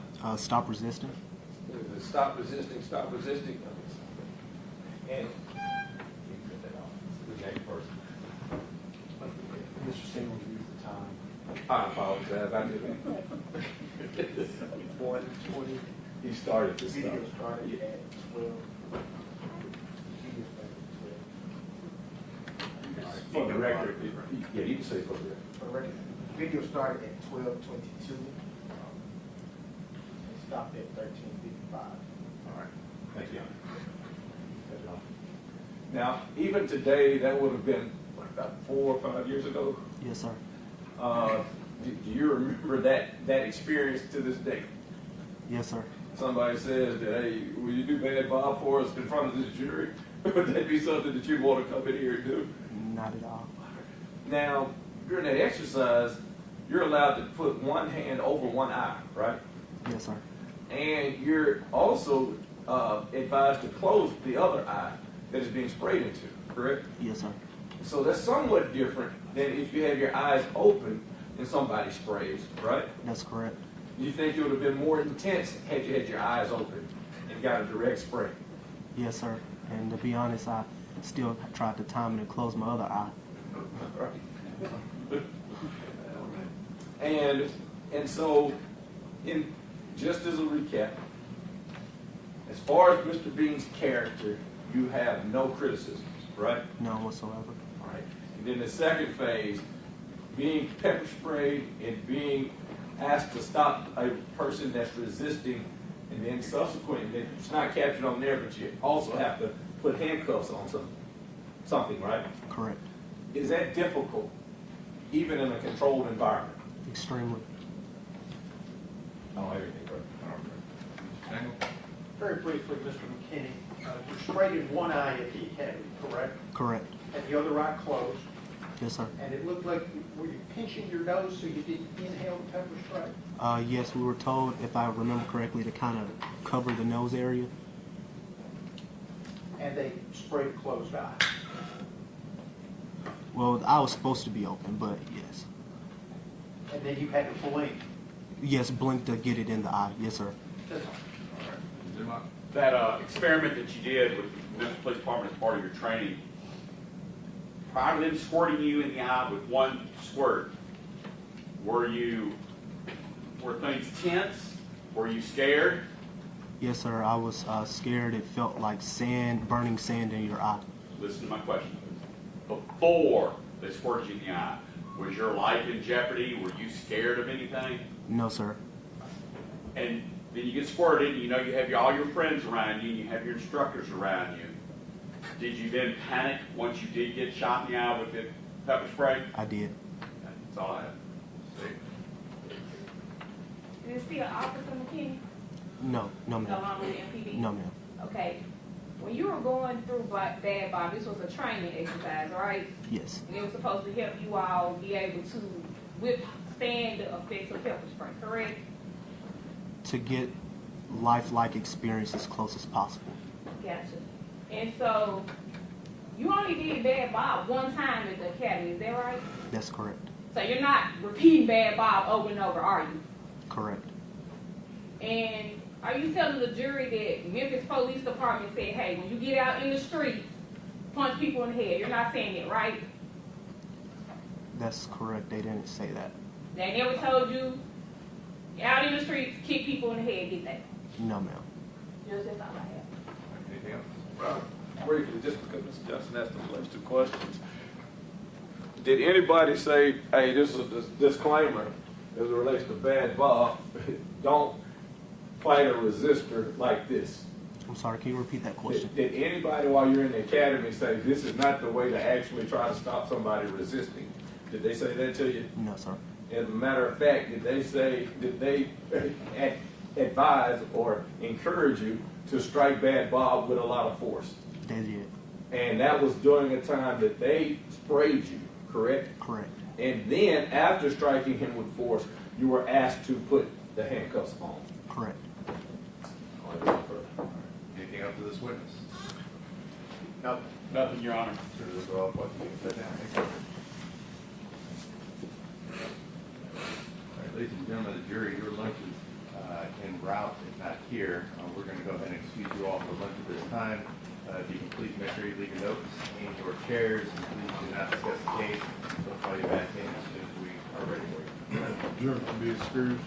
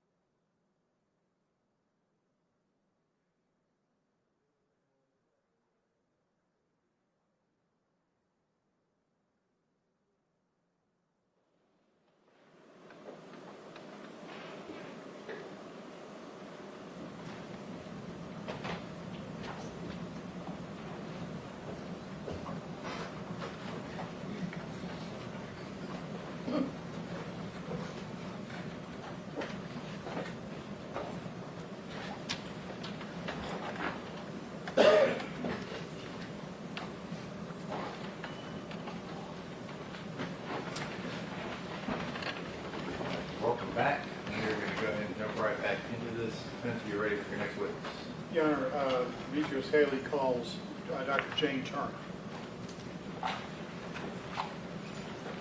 Step forward. Stand here, face the Jew, raise your right hand. Ma'am, please solemnly swear or affirm that the testimony you give today will be the truth and nothing but the truth that help you God. All right, please have a seat. Please walk.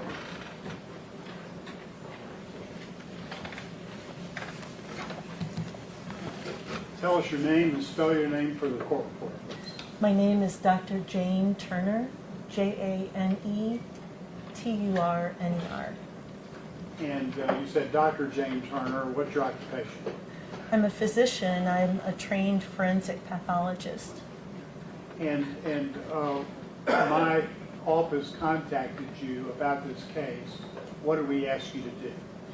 You asked me to review materials related to the death of Mr. Tyre Nichols and to tell you my opinion as to the cause of his death. And what in your background qualifies you to give opinion testimony on that issue? I'm a board-certified forensic pathologist. I've practiced for over 25 years. I've performed well over 5,000 autopsy examinations, including autopsies in individuals who've had head injuries from assaults, motor vehicle accidents, gunshot wounds, falls. I've also given lectures on traumatic brain injury. And I think you went to medical school somewhere. I did. I went to St. Louis University School of Medicine. And is that where you live now, is St. Louis? Yes. Have you ever been called upon to give this type of expert testimony before? Yes. On how many occasions? With depositions and trials well over 200 times. Your Honor, may I pass the witness to Doctor?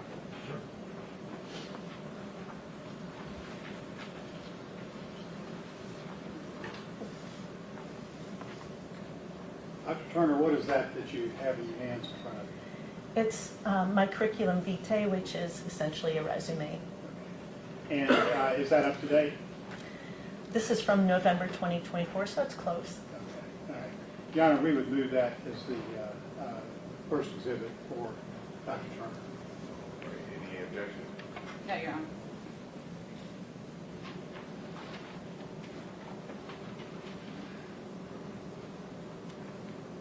Shows the 23-page CV of Dr. Turner as Exhibit 33.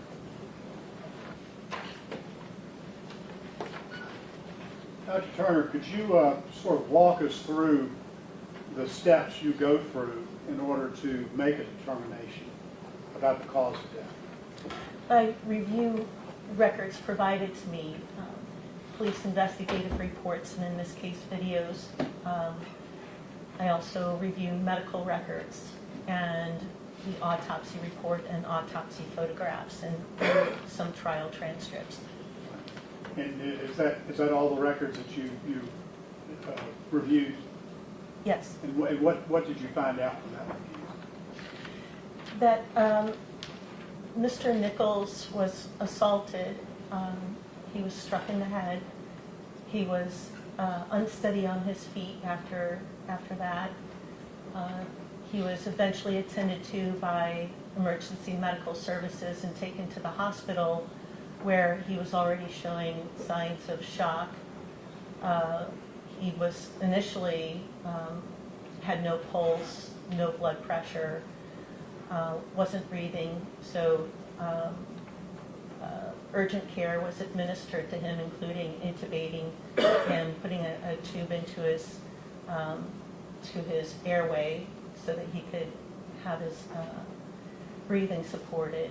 And he was administered medicines to help his heart function better, and he was subjected to imaging studies to determine why he had cardiac arrest. What kind of imaging studies?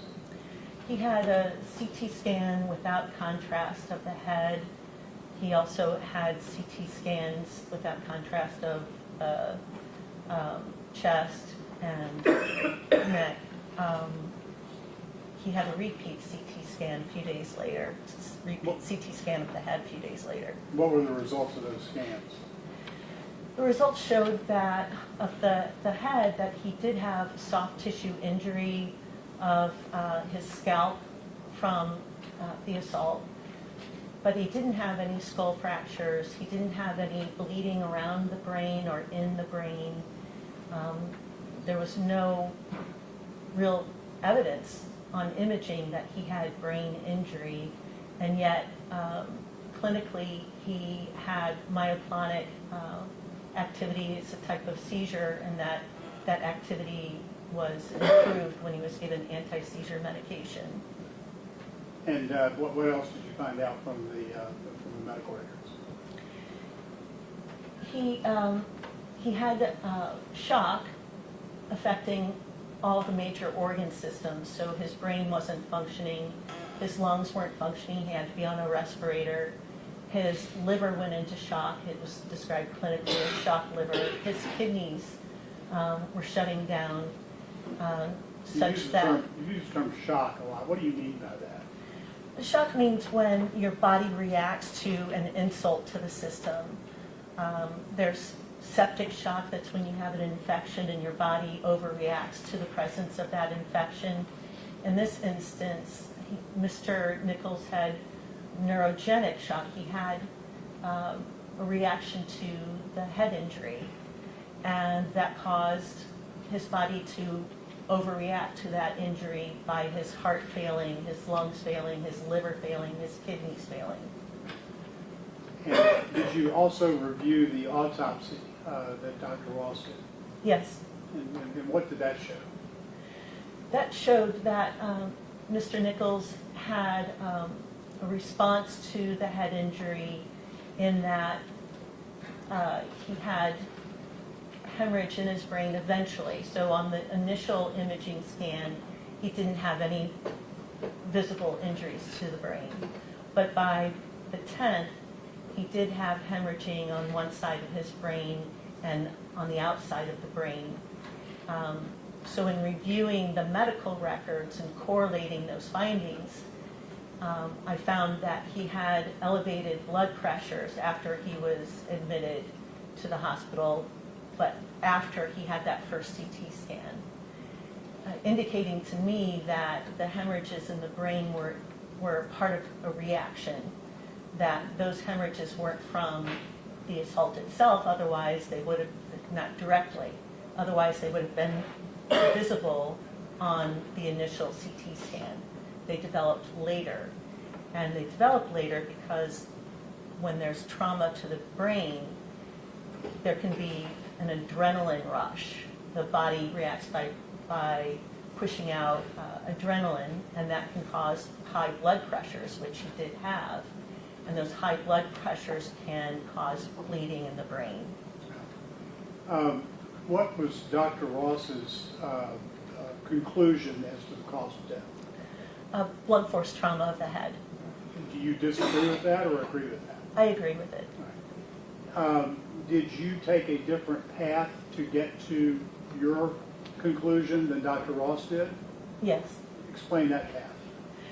Well, I looked at the medical records going forward. So as I described, I saw the CT scan, the initial CT scan, that didn't show any injuries to the brain. And that's why a second CT scan was performed, because the doctors couldn't figure out why Mr. Nichols was as sick as he was, and he was in shock. And the second CT scan showed that in the interim, between the January 7th CT scan and the January 10th CT scan, he had developed this hemorrhage, and also in that period he had elevated blood pressures. Did that have something to do with well, how did the elevated blood pressure figure into that? Well, the best estimate is that Mr. Nichols was without a properly functioning heart for 25 minutes or so before he got to the hospital. The brain is very dependent on the heart to provide it with blood and oxygen. When the brain doesn't get the blood and oxygen it needs, that causes not only damage to the brain, but to the blood vessels in the brain. And the blood vessels get damaged and weakened, And if you have a surge in blood pressure, those weakened blood vessels will leak blood. And that was the result, that what caused the hemorrhage? Yes. And how did the hemorrhage relate to the cause of death? It relates to it because if Mr. Nichols had not sustained that head injury, he wouldn't have had that brain hemorrhage. So the cause of death is still blunt head trauma. How would you describe the major difference between your path to that and Dr. Ross? Well, it appears that Dr. Ross saw that there were hemorrhages in the brain and concluded that it was from blunt head trauma. Now, are you familiar with the term rhabdomyolysis? Yes. And what is rhabdomyolysis? Rhabdomyolysis is the destruction of muscle cells in a great quantity and suddenly. And with that destruction of muscle cells, protein gets released into the blood, and that protein damages the kidneys. And did that figure into Mr. Nichols' diagnosis? He was diagnosed on January 9th with rhabdomyolysis. And did the objective findings from the medical records support that diagnosis? Yes. Dr. Ross indicated that the trauma to his arm could have been the source of the rhabdomyolysis. He does say that. In the medical records, the rhabdomyolysis is described mostly as mild. And he was diagnosed with rhabdomyolysis on January 9th, but his kidneys were already damaged. By January 8th, Mr. Nichols was receiving dialysis for his damaged kidneys. So he came into the hospital with evidence of damaged kidneys. On January 9th, he had begun dialysis. On January 10th, he was diagnosed with rhabdomyolysis. And then I forgot one other piece of information. On January 7th, an analysis was performed of his urine, and the urine did not show any protein related to rhabdomyolysis in his urine. So the rhabdomyolysis developed later, subsequent to Mr. Nichols already having such severe kidney disease that he had to undergo dialysis. And did the rhabdomyolysis have any effect on his cause of death? No. Assuming that Mr. Nichols received a kick to his arm at some point prior to going to the hospital, would that have had any effect on the cause of death? No. That's all the questions I have. Mr. Dumont, you'd be up next. I'm next. I don't. All right, Mr. Perry. No, State. Dr. Turner, just to be clear for the jury, you've said a lot of very impressive words. The beating that Mr. Nichols took is what killed him. The injury to the head, yes. That's right. Those are all the questions we have for you. Thank you very much. Thank you, Your Honor.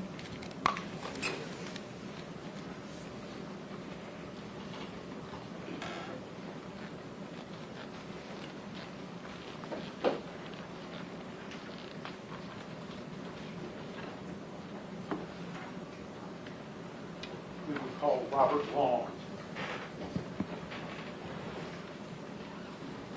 Robert Long?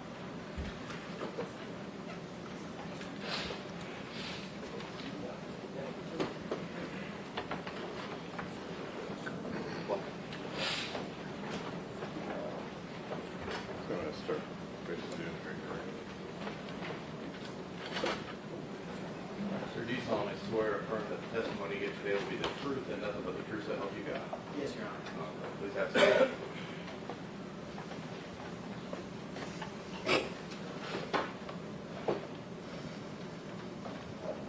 Could you state and spell your first and last name for the record? My name is Robert Long, RobertLong. And Mr. Long, am I correct that you are here pursuant to subpoena? Yes, sir. And when were you employed on January 7th, 2023? Memphis Fire Department. And what was your position with the fire department on that day? Firefighter EMT. And what engine were you riding on January 7th, 2023? Engine 55. Did you on engine 55 respond to a call at Ross and Reynolds that Yes. evening? I apologize. I'm going to play a portion of a clip from a video that will be marked into evidence. And I am going to stop it at one point and ask if you recognize yourself.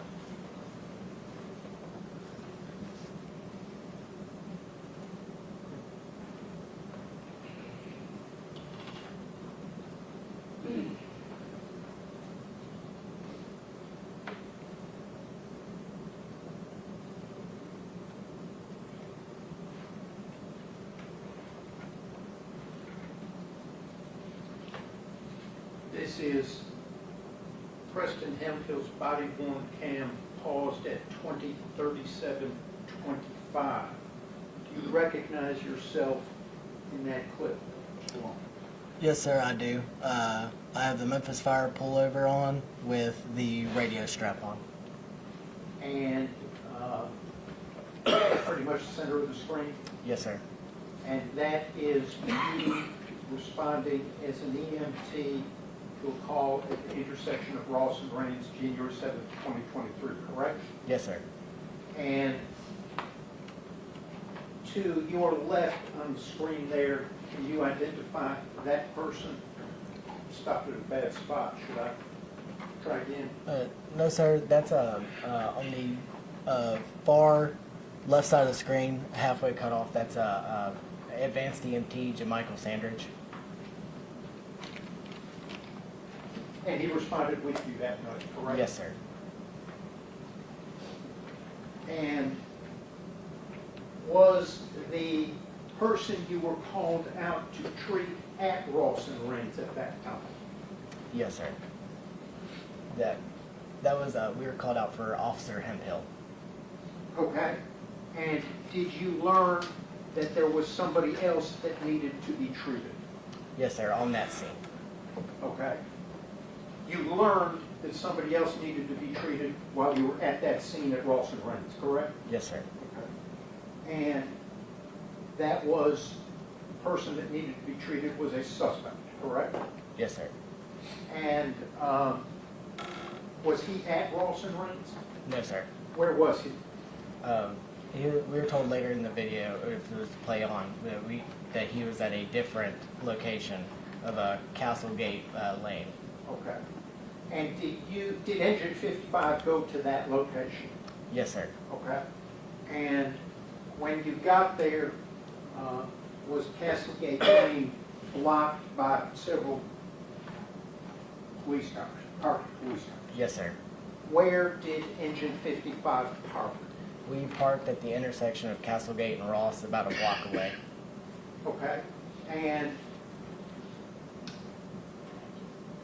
what did you do next?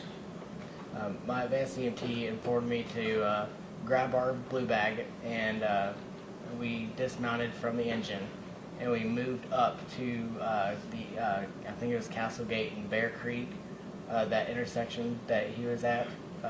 So we dismounted and took our equipment up there. What equipment did you take? You just mentioned a blue bag. My advanced EMT partner grabbed the cardiac monitor, which is a heart monitor that's above me. I'm not too sure on the specifics of it. And then I grabbed the blue bag, which is our bandaging equipment and some medications that are in there. It's the trauma treatment equipment, correct? Yes, sir. Going to play another portion of a video from Desmond Mills's body-worn camera. I'll stop it and ask you to identify yourself, if you can.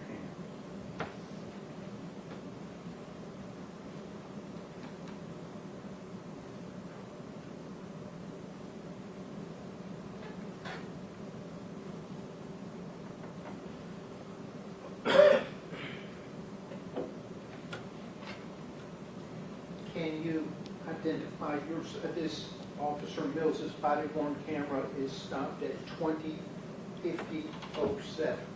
Can you identify yourself? Yes, sir. I'm just a little bit offset from center. I am looking down, standing next to the patrol car. Okay, and although not visible from this clip, the suspect that you're there to treat is seated up against that police car, correct? Yes, sir. Our patient was. Patient. And who is to the left of you with the yellow shoulder patch in this and cap? That is my advanced EMT partner. And his name? His name is Jamichael Sandridge. Okay. Now,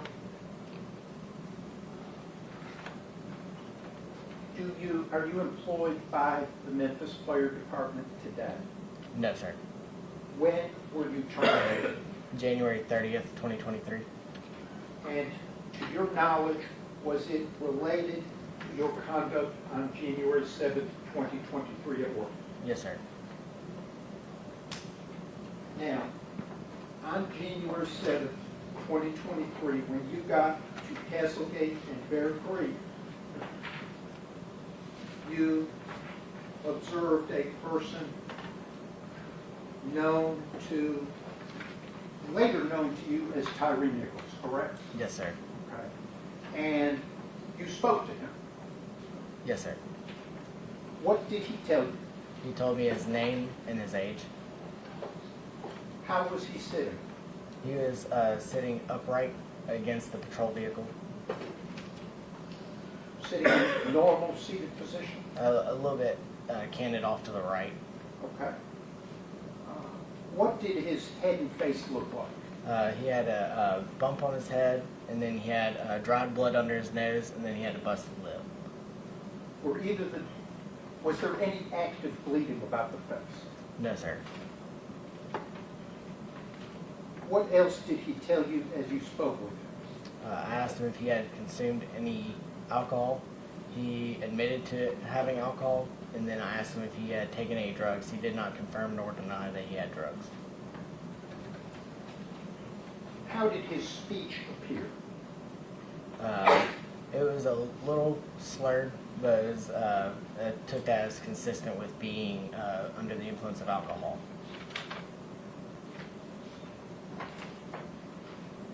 How did his breathing appear? A little rapid. He was still breathing fine. He still had an open airway, but it was a little rapid. So I'm assuming he just got done running before he was placed in that position. Was he alert? Yes, sir. I was about oriented. Yes, sir.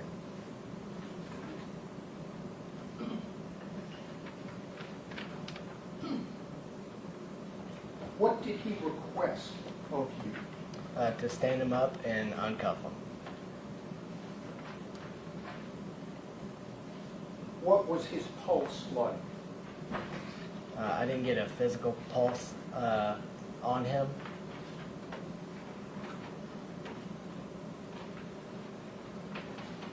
Could you tell by whether he had a good pulse or not based upon your interaction with him?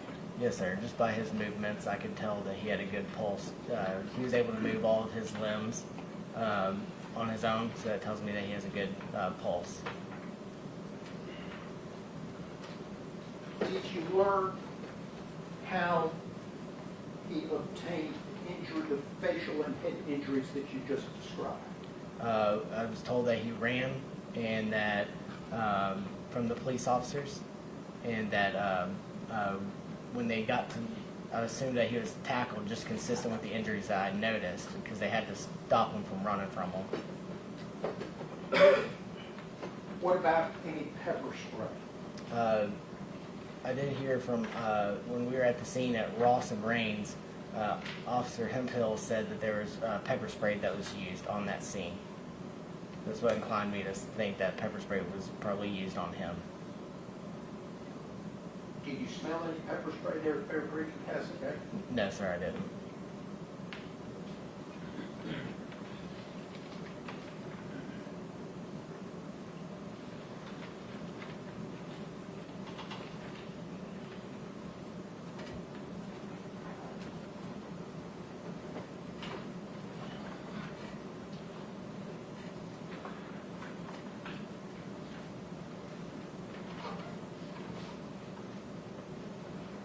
Did you examine his pupils? Yes, sir, I did. And how would you describe his pupils? His pupils were pinpoint. And what did the pinpoint pupils indicate to you and cause you to do? They indicated to me that he was under the influence of some sort of drug, and so it caused me to call for an ambulance. Why call for an ambulance since you're an EMT? To get a higher level of care to the scene, such as a paramedic. Did that occur? Yes, sir. Who was the paramedic that arrived with the ambulance? Yes, sir. That was paramedic Jesse Guy.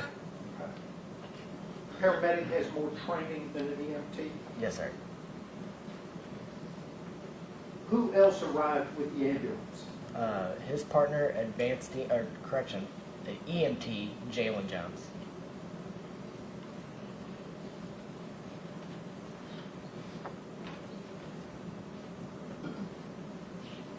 Did Mr. Nichols' condition change from alert and oriented while you were there with him? Yes, sir. How did it change? He went from alert to sorry, trying to get my words together here. He went from alert to responsive to painful stimuli. Okay, and for those of us who have no medical training, started with your question, what does responsive to pain mean? So what we'll do as an EMT is, if we notice that a status has changed, we will administer a sternal rub. And so it's just taking the knuckle of your fist and just rubbing on their chest to start painful stimuli, and that usually causes like either a muscle jerk, and that tells it that they're responsive to pain. If they didn't react at all, then it's unresponsive. Okay, so upon arrival, he's alert and oriented, correct? Yes, sir.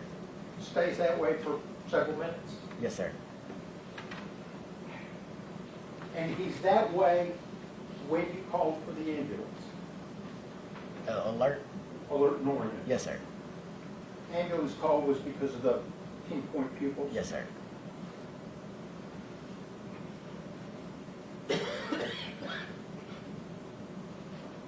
Describe the time frame between his status changing to responsive to pain and the arrival of paramedic Guy in the ambulance. I'm not exact on how long it took. I think it was maybe when I did my sternal rub, maybe around 30 seconds to 45 seconds, because they were coming up as I was doing my sternal rub. So the change in status to responsive to pain is within seconds of paramedic arrival. Is that 30 to 45 seconds is your best guess here 2 years later? Yes, sir, if I had to estimate.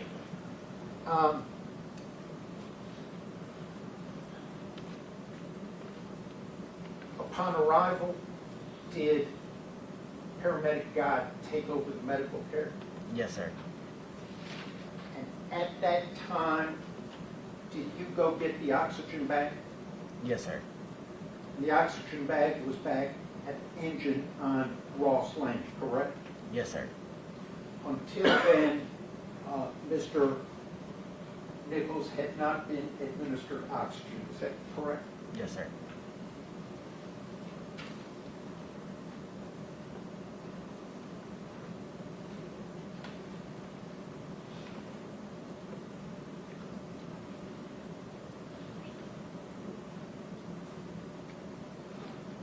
Ultimately, Mr. Nichols leaves Castlegate and Bear Creek in the ambulance, correct? Yes, sir.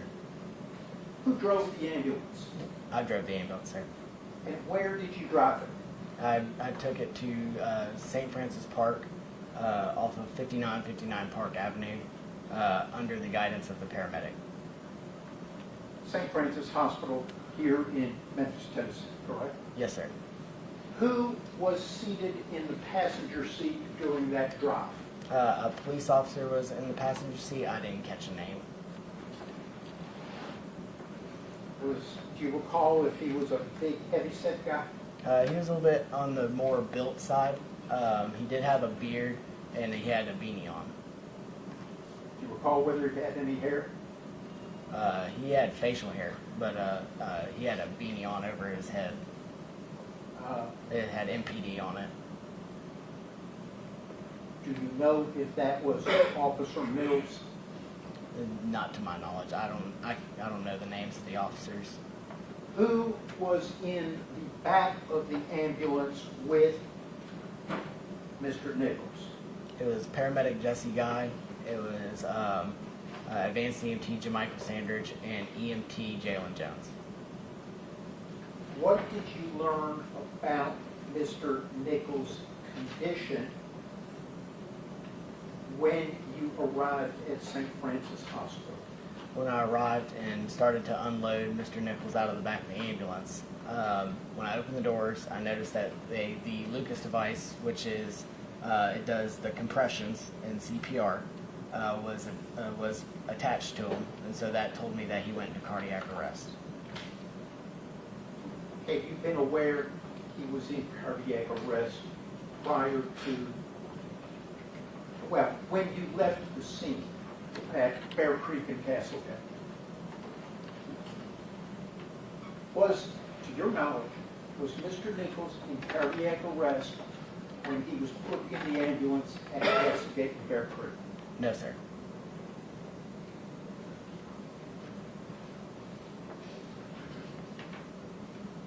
What did you do upon arrival at St. Francis Hospital? I parked the ambulance at the ambulance bay, got out and opened the back doors to start unloading Mr. Nichols. He was out of the back of the ambulance, and then wheeled him inside with my paramedic, my advanced EMT, and the EMT. I believe the officer went inside with us, but I'm not too sure. I was just focused on bringing the patient inside. And we brought him inside through the double doors and then wheeled him into one of the trauma rooms. Transferred care to the emergency room personnel? Yes, sir. I'm going to have a moment, Your Honor. Sir.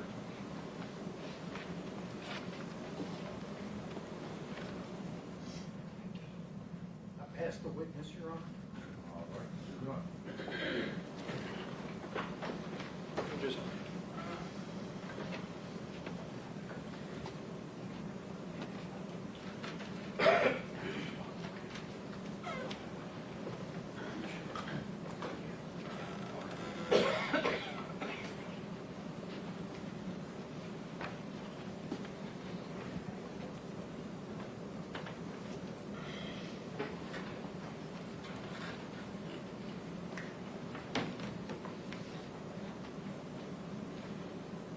Just a moment, John.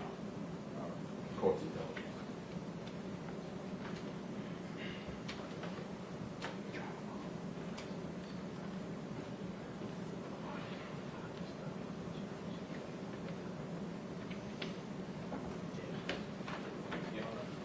I think earlier, when the court stopped the recording, you might have stopped the volume. I'm not sure.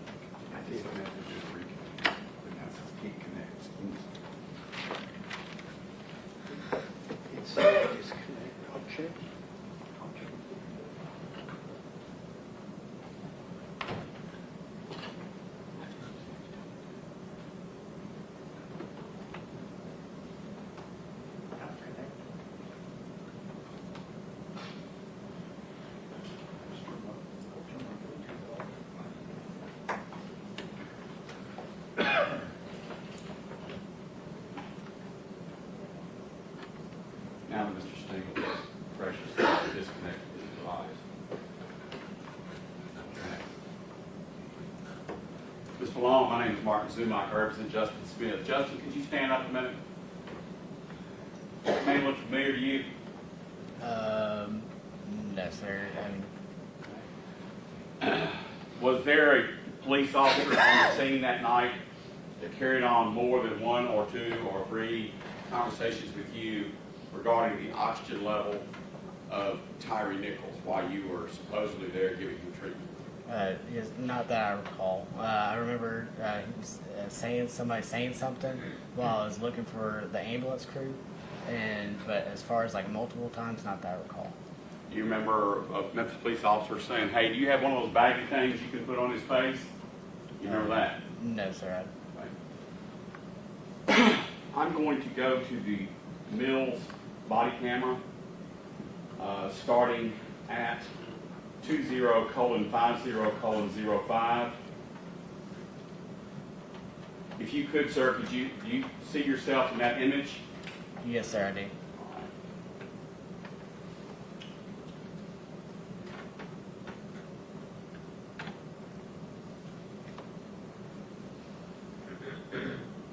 My body's at 100%.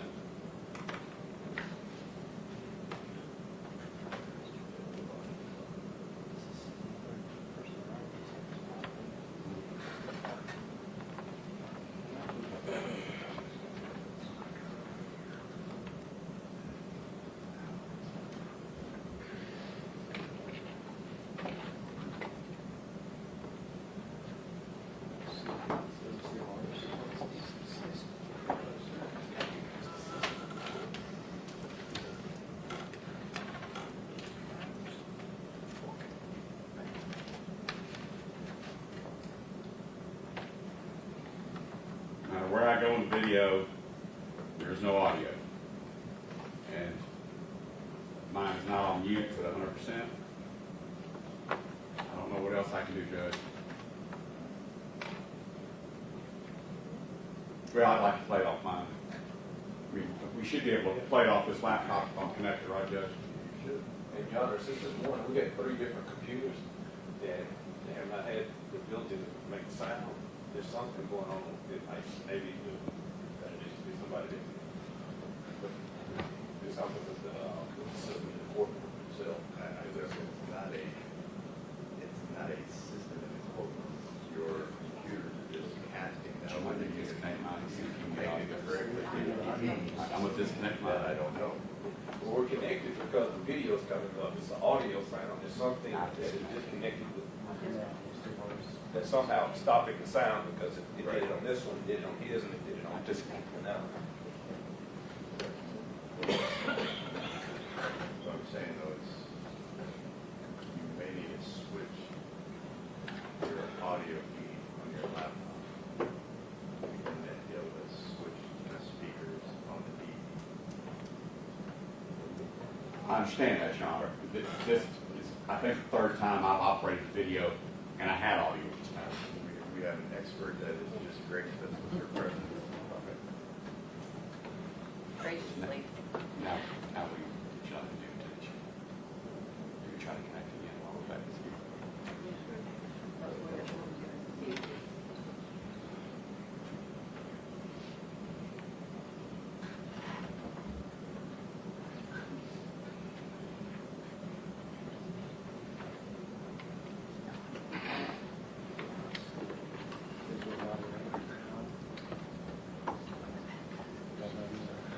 I turned mine off. Yeah.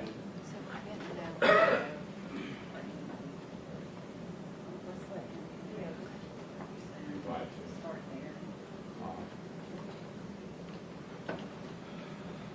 Okay, I'm going to try to reconnect that shit. Okay.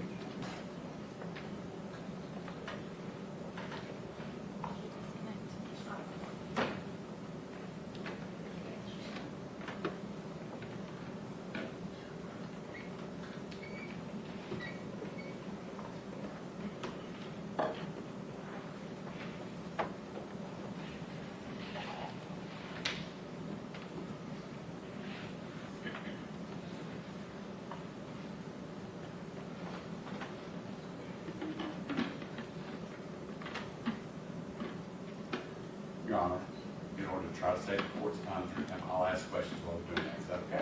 No, let's just. Okay, we'll do it that way. We're gonna let them get distracted.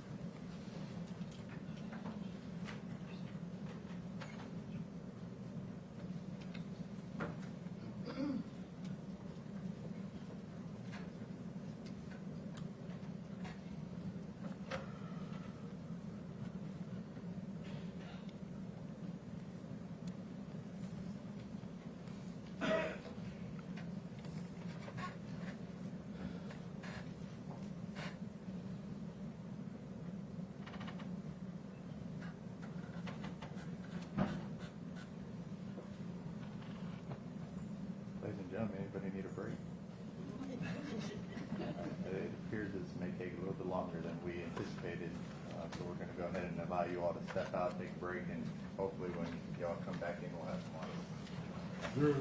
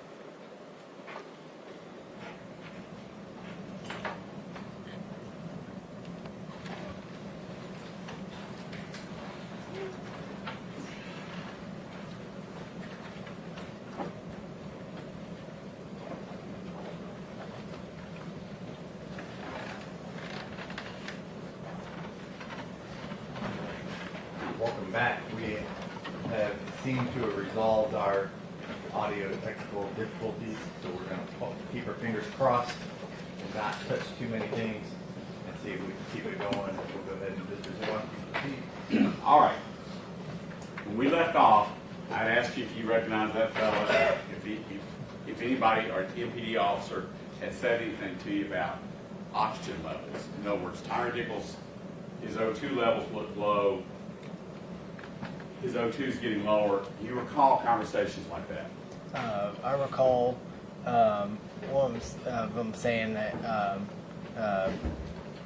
does he look all right? As far as like O2, asking about O2 levels, I don't recall hearing anything about that. All right. Let's see if we back into it another way. You, on direct examination, at least the way I took your answer, was that you were called out on this dispatch to treat Mr. Hemphill for pepper spray. Did I misunderstand your answer about what the purpose of your arriving at Rains and Ross Road was? No, sir. I didn't misunderstand what you said. No, sir. When the dispatch to your fire station came in, tell me if I'm wrong, they didn't tell you who your patient was. They just said you had a chemical spray incident at Rains and Ross Road. Is that right?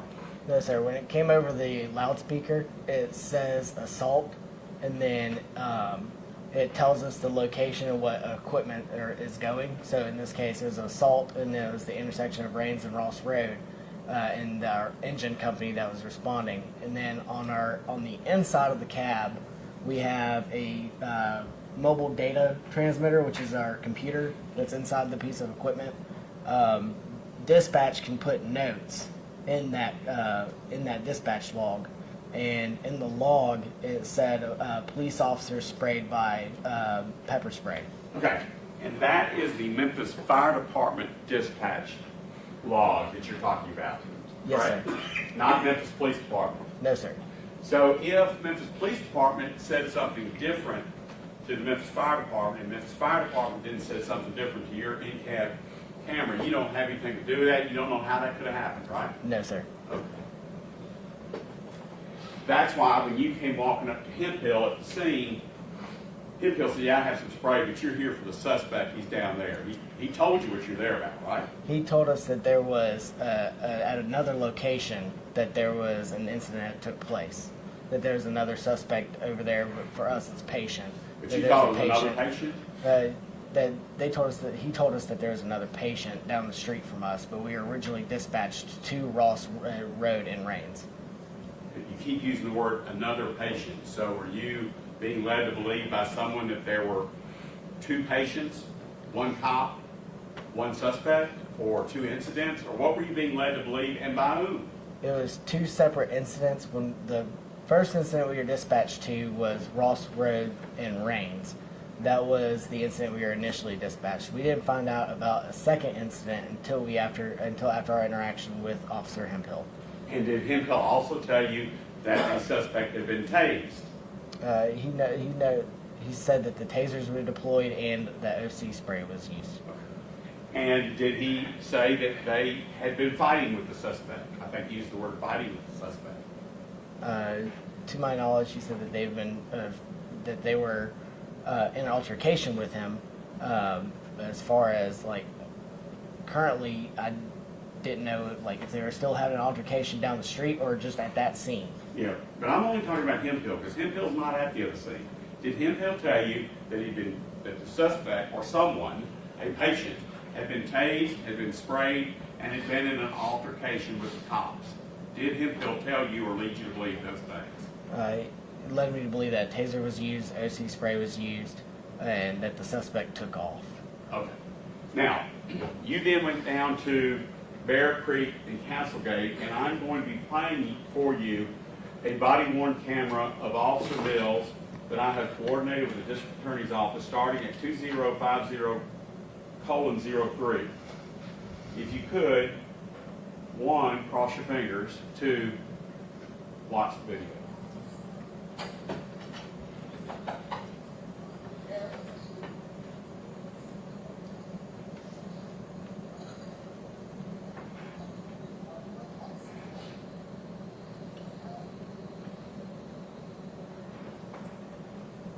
time this is going on, about how long have you been standing around, in your best estimate, been standing around there with the patient? Because the patient's at your feet, just out of view, isn't he? Yes, sir. About how long have you been standing there? If I had to guess, maybe 3 minutes. Okay, fair enough.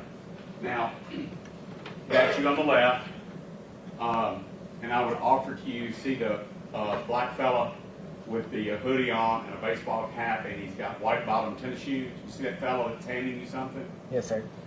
I would offer to you, and I think there's no dispute, that is Justin Smith, who I introduced you to earlier. Okay? Yes, sir. All right. Where is Mr. Tyre Nichols at this point in your treatment? After... At this point, where is he? He's still sitting next to the patrol car. Okay. And you've told me that Hemphill told you there was a taser used and OC spray used.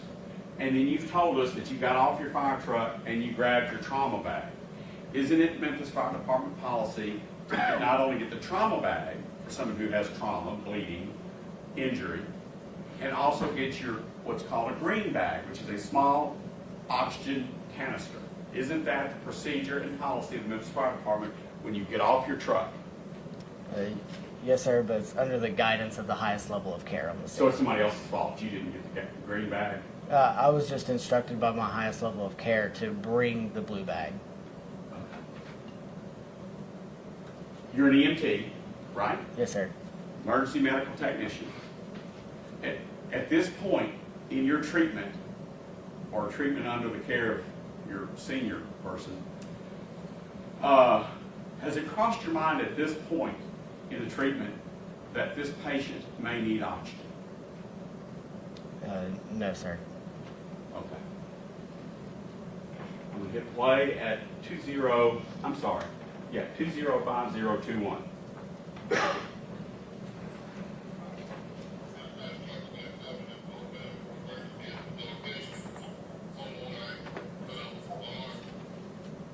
Are you and the other fellow, the senior fellow, are y'all providing any medical care right now? Just observe, just overwatch and make sure that he doesn't harm himself. Have you or the other EMT, have y'all laid hands on the patient yet? Yes, sir, we have. You have? Yes, sir. Okay, mark that time. 8:50 p.m. You are testifying that you have laid hands and begun treatment on the patient, but now you're just observing. Is that what you're telling us? Yes, sir. Is that Mr. Nichols' feet flopping around? Do you need to get up? I can see it, sir. Yes, sir. Are those Mr. Nichols' feet flopping around? Yes, sir.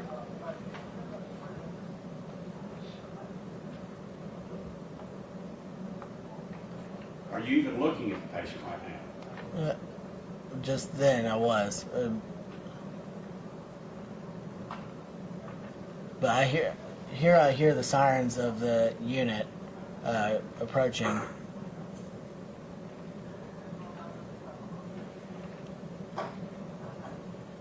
Well, you volunteered. I didn't ask anything, but since you did volunteer, I need to ask you.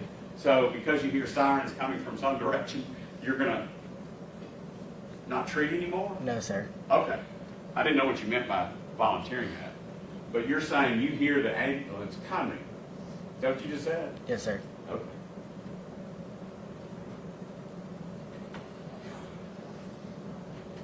See the man in the white tennis shoes?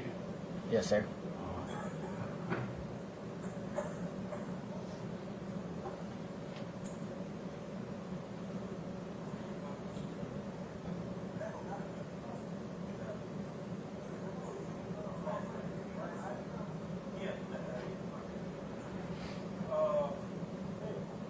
Right here, what are you looking for? His wallet, so police can have his ID. All right, thank you.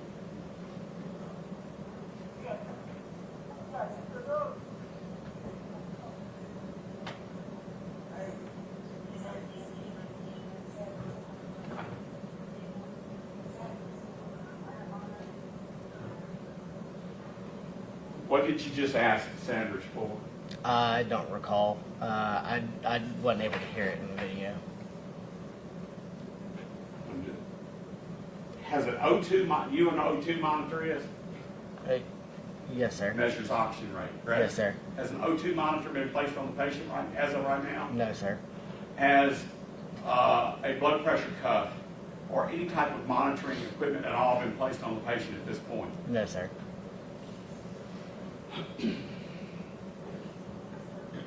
I'm sorry, I didn't say it, Mr. Stegall. I'm starting back up at 205209.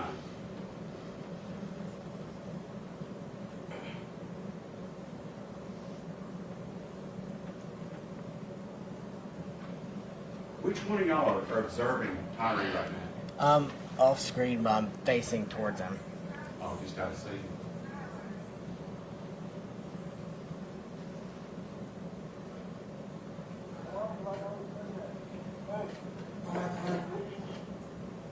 Is that Nichols' feet flopping around now? He's rolled over on his left side? Yes, sir.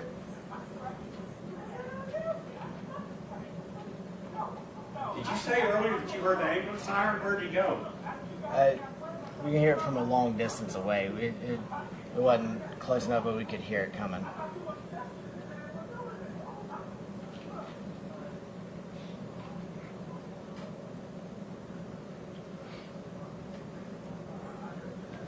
Is that Mr. Nichols trying to lift himself back up? Yes, sir.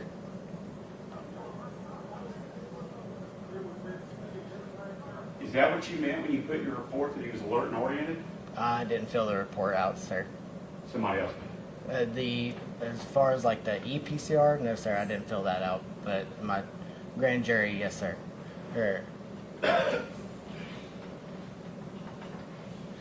This is prior to the assessment for alert and oriented was prior to this.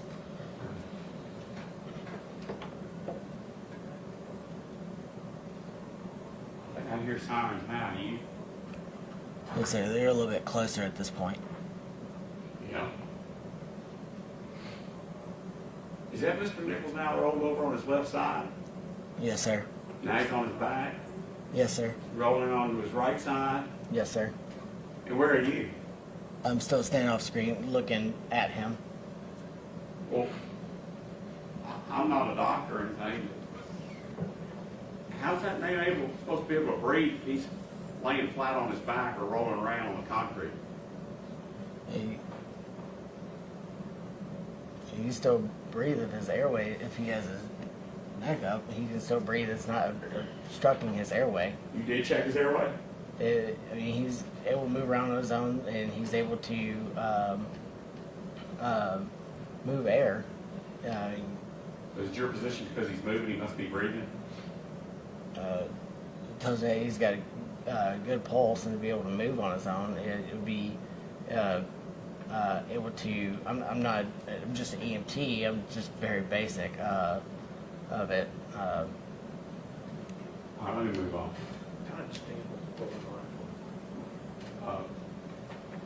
2054 04-ish, 03-ish.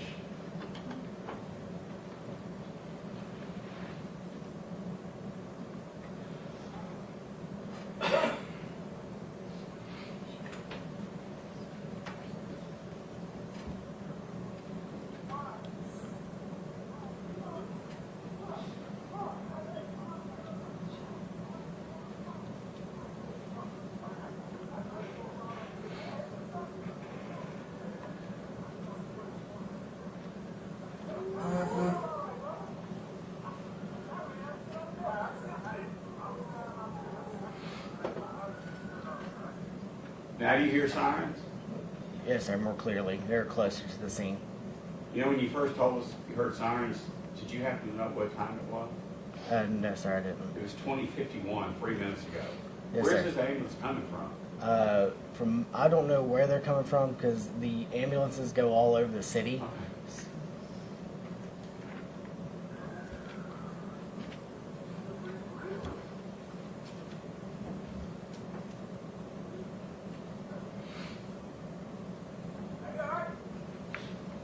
What did somebody just ask you?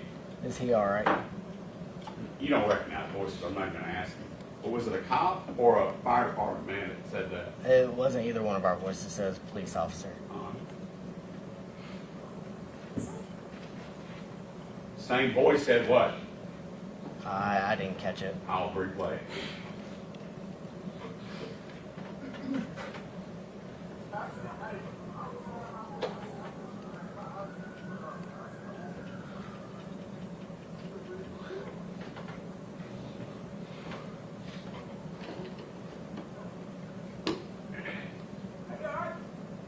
At 20:54:53, a voice that you said is not a fire department person said, "He all right?"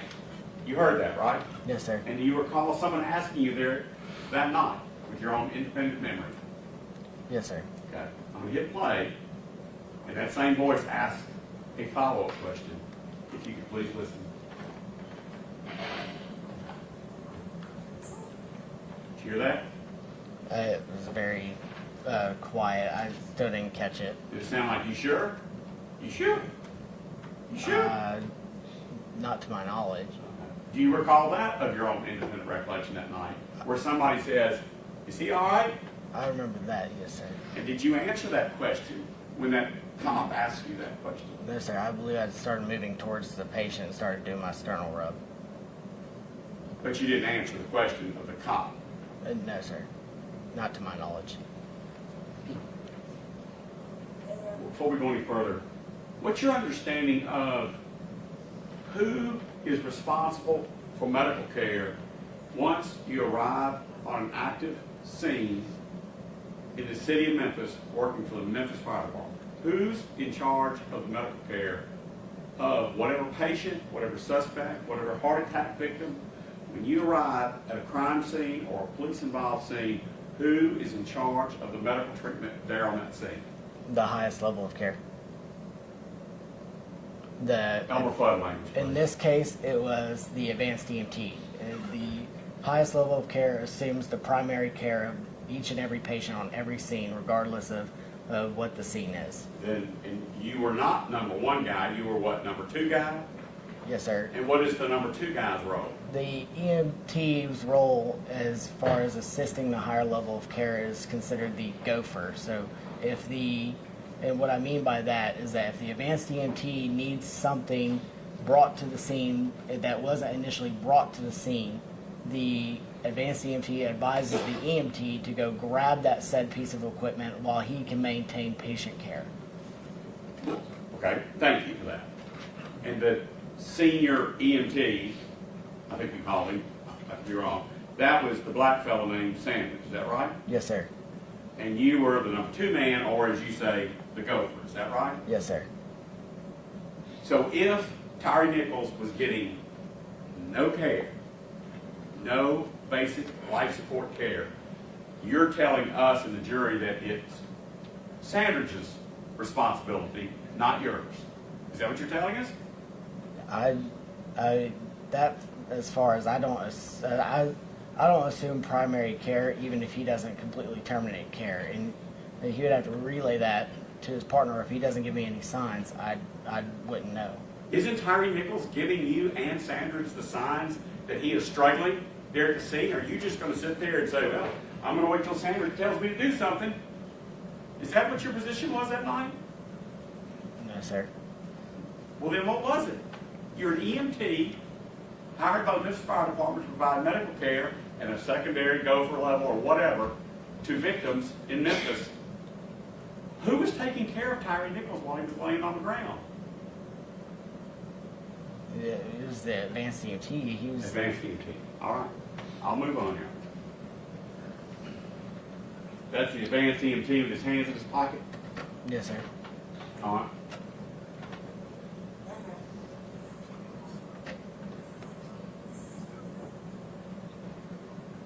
What is that bag that the advanced EMT is moving? That would be the cardiac monitor.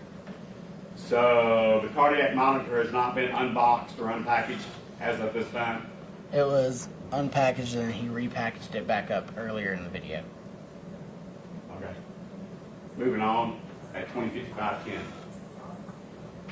So he sets the bag down.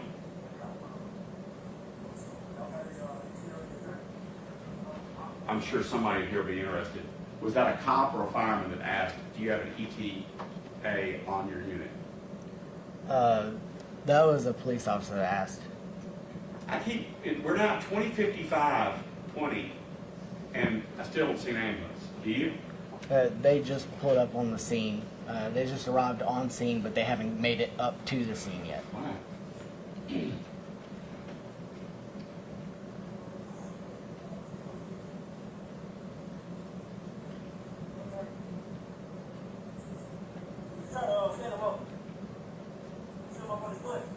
Did you hear somebody say, stand him up, sit him on his butt? He was already sitting up. I had the other officer help me lift him up, and then I continued to administer sternal rubs. We're about to get to the officer setting him up, but as it stands right now, Tyre Nichols is not sitting up in a recovery position, is he? He's laying flat on the concrete. Not that I recall. It's hard to see from this angle of it. Well, you did see him flopping around on the concrete on his side and on his back and on the left. You did see that, didn't you? Yes, sir. And are you trying to say that Mr. Nichols was able to put himself back up against the car? No, sir. Okay. So if Mr. Nichols gets put in a medical recovery position, Mr. Nichols is not going to be able to do it himself, can he? No, sir. And so you just heard a voice, and I'm asking you, was it a cop or was it a fireman that said, get him on his butt? Who was that? Was it a cop or a fireman? That was a police officer. Why is a police officer telling you to put your patient in a recovery position? My advanced EMT stepped off, and I was going to maneuver to the other side and get an officer to help me lift him up. All right, let's watch that.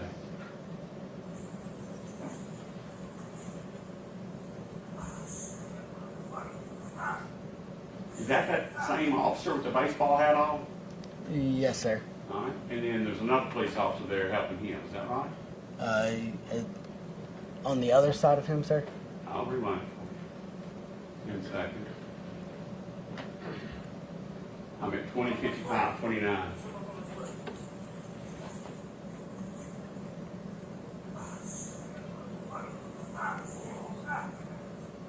Yes, sir.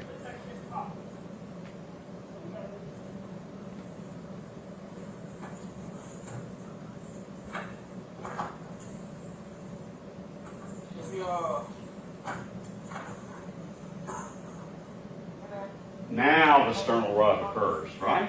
No, sir. Prior to lifting him up, I did another sternal rub. That's where I was saying, hey, man, prior to us moving, I did a sternal rub there. He responded to pain. And then even here, he responded to pain. Where's the advanced EMT that you report to at this point? Providing medical care. I don't know where he went off to.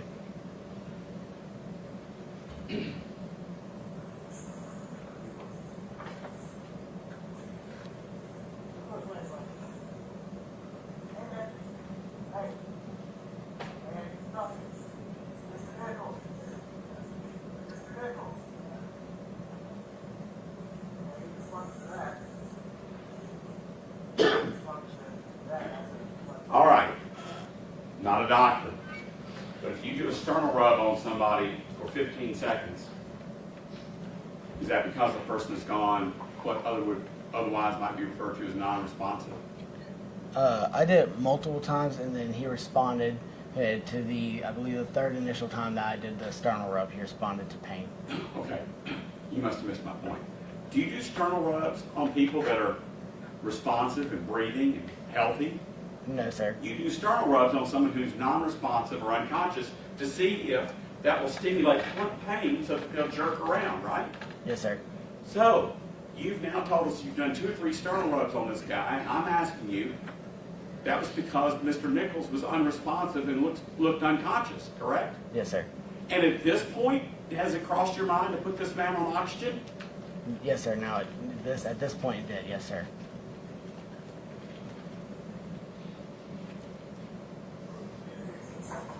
But where's your oxygen bag? On the piece of equipment. What, a block up the road? Yes, sir. Moving on at 20:56:25.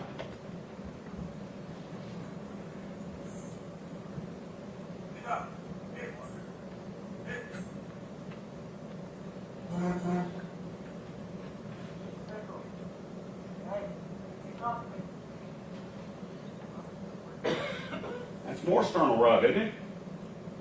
That you're doing? Yes, Did sir. you see Mr. Nichols speak to me? That's Yes, more sir. sternal rub, isn't it? Yes, sir. I don't see you anybody going to get an oxygen bag.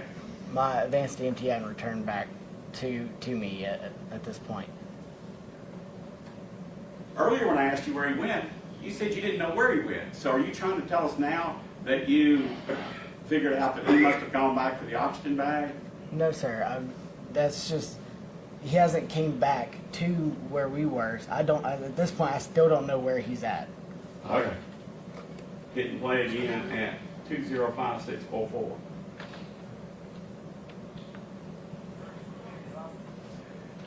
Did you hear what that black officer with a baseball hat just told you? Did you hear what he just told you? Yes, sir. What did he say? What is his oxygen? I'll play it again for you so maybe you can try it. Again.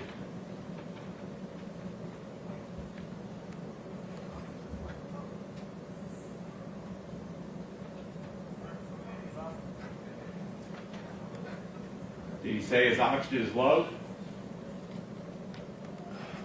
Still hard for me to hear. Do you have any independent recollection that night that black officer with a baseball hat on said something about his oxygen level being low? Because when I first started asking these questions, you said you don't remember any cop saying anything to you about oxygen. Does that refresh your recollection? Yes, sir.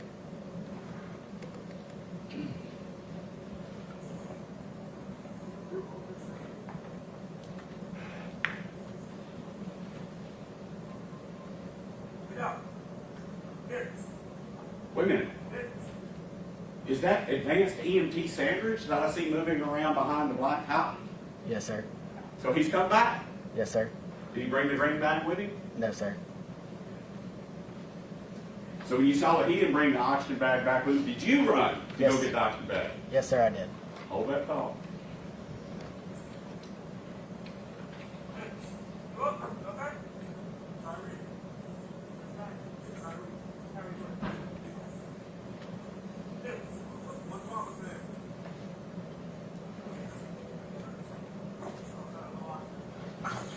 You hear what that black cop just said?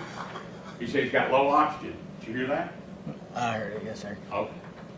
So that's at least 3 times I've heard the same officer with a black baseball hat on say something about low oxygen to you. I was getting tube bag at this point. I ran into the paramedic. Do you at think least you're my off getting knowledge. oxygen bag? Yes, sir. I know at one point I did. Let's see if this refreshes your recollection. When the ambulance arrived, the man in charge, I think his name was Guy, wasn't it? Yes, sir. The head paramedic on that vehicle told you to go get the stretcher, didn't he? Yes, sir. You've testified that when you went to go get the stretcher, you took the green bag, the oxygen bag, for the first time off and put it on the stretcher. Do you recall testifying to that? I put it on the ground. I'm sorry. Beg your forgiveness. You put it on the ground. And when you went to roll the stretcher away, you said that your Lieutenant Whitaker, for some reason, had taken the oxygen bag and put it back on the truck. Do you recall testifying that way? Yes, sir. So even after the ambulance got there, even after you went to get the green bag and instead came back with a stretcher, you still didn't come back with a green bag, did you? The back of the stretcher has an O2 bottle and nasal cannulas and non-rebreathers on the back of them.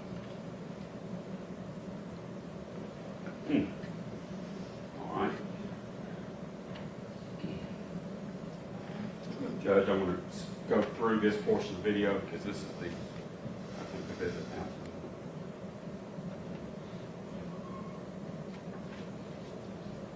All right, let me go to Mr. Beans's. Were y'all able to find it on me? That's okay. Now, no, hold on.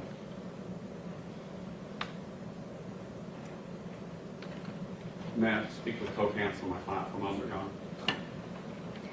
Okay. Y'all like to use it? Can you?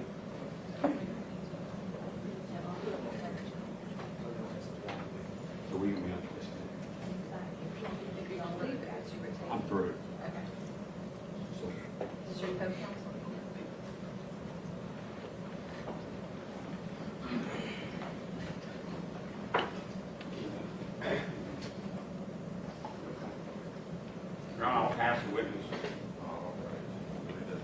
Perry, you're up.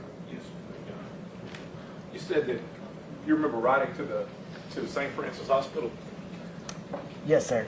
and you said you remembered a gentleman with a MPD, I think you call him the bean or hat, Yes, sir. and if Tadarius Bean stand up, do you remember seeing a face that had been in the passenger seat of that ambulance? Yes, sir. He looks familiar. Does that look familiar? He looks Yes, sir. familiar. Yes, sir. But you didn't know him by name or anything that night? No, sir. But if I attended to you that that was the person in that vehicle, would you disagree with that? No, sir. He looks like him, in other Yes, sir. words. And do you remember him at any point doing anything to obstruct the ability to administer care to Mr. Nichols, who had been in the back of the ambulance? No, sir. Not that I recall. No, He sir. didn't- he didn't Not get well. it? He was in the front of the ambulance, so no, sir. Right. And when you would have seen him at the hospital, was he in the way? No, sir. And when you were on that scene, did he actually try to do anything to obstruct you from the care that you were trying to administer at that time? No, sir. The first time I saw him was actually in the unit. All right. We call ambulances units, so I'm sorry. I'm going to use that synonymously. And so on the scene, did you ask him any questions about the condition of Mr. Nichols? Not that I recall. Do you recall asking him anything about what would have happened on the scene prior to you arriving? No, sir. Not that I recall. Now, you would have been a level of care higher than Tadarius Bean as it related to health care, right? Yes, sir. And you had actually had training in the military, correct? Yes, sir. Matter of fact, a few weeks before January 7, 2023, you just got back from Djibouti, Africa, right? Yes, sir. And you have actually seen people injured, correct? No, sir. You've never seen anybody injured? Prior to on Memphis fire? Or, Yes. Oh, yes, sir. All right. And prior to the experience on that night, in other words, you've seen injuries before. Yes, sir. And you've asked people about what happened to this person on this particular scene at different occasions, correct? Yes, sir. And on that particular evening, and I know in a few minutes you might be asked questions about what was said to you one way or the other. If you had questions about this person who you're observing, according to what you testified to earlier, you did see blood, right? Yes, sir. And you did see contusion to the head, correct? Yes, sir. And you did see the person laid up against a vehicle and moving around, right? Yes, sir. You asked questions of the person that you had a conversation with, correct? Yes, sir. And on that particular scene, there was nothing that you asked any of the officers regarding what happened on that scene, right? Yes, sir. And you didn't ask about what happened as it relates to how did this person get in this condition? What was he doing? Was he trying to run from you? Any of those types of questions, right? Yes, sir. All right. Your questions and what you did were based on your experience, right? Yes, sir. And according to your testimony, and I think your grand jury testimony as well, the higher or ranking level of care on that scene that particular evening was Mr. Sandridge, right? Yes, sir. Mr. Sandridge, did you hear him asking any of those type of questions that I just asked you if you asked? No, sir. Not that I recall. You didn't hear him asking anything about what happened on that scene, how did he get in a particular condition, nothing like that, right? No, sir. Now, when you gave grand jury testimony, you're in the room with people that are only from the government, right? That's my assumption. I don't know personnel. You see any of us in the room with you? No, sir. We weren't asking you questions like right now, right? Yes, sir. And you've been asked questions over at the grand jury and in that building a few different times, right? Yes, sir. But as it relates to what happened on that particular scene, on that particular night, none of these officers did anything to obstruct your ability to do your job. Yes or no? Did they obstruct you? And as far as like knowing like which officers were where, no, sir. Not that I know there was officers like constantly going throughout the scene, but as far as like knowing who they were, I don't know. Let me ask you this way. Tadarius Bean, did he stop you from your ability to render care? No, sir. Not to my knowledge, no, sir. He didn't leave your bag on the truck or anything like that, right? No, sir. And he didn't stop you from your ability to go get your bag or do whatever you needed to do as you were asked questions by Mr. Zuma regarding going back and forward to the truck that you were there on or the engine that you were there on. He didn't obstruct you, No, right? sir. And you got there because police officers told you all where to go, correct? Yes, sir. And once you got there, nobody did anything to stop you from doing your job. They had MPD on their badge, or on their chest. And not that, as far as like these officers go, not to my knowledge, as far as these officers. And more precise, one more time before I sit down, to Darius Bean, he didn't stop you, and you recognize him from riding to the hospital in the same vehicle with Mr. Tadarius Bean, right? Yes, sir. All right, anything further? This scene that you responded to is a lot different than other scenes you've been on, right?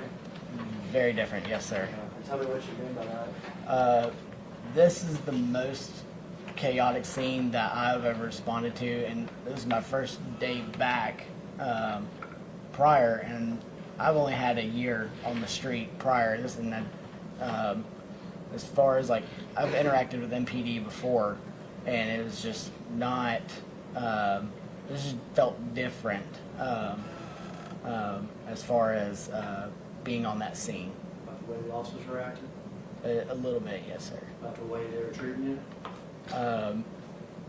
As far as like pepper spray, taser, the information that was given, that's all the information I had. All you were told was pepper spray, taser, and he ran for the police, right? Yes, sir. Well, how many of the police officers, including Mr. Bean, ever told you that he had received impact to the head? None. No.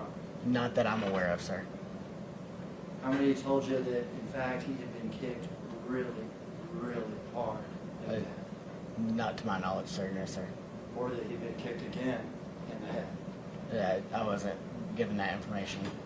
Or he'd been hit with 5 haymakers to the head? I wasn't given that information. Or that he had been kicked twice while he was down after all that? That wasn't given to me. You were given information that he looked high or he was acting high, right? Yes, sir. Like on drugs? Yes, sir. And that information, did it influence the care that you gave him? Yes, sir. If you had been told that he had received devastating head blows, would that have impacted the care you give him? Yes, sir. But you weren't given that information. No, sir, I was not. But you did give him some care, right? Yes, sir.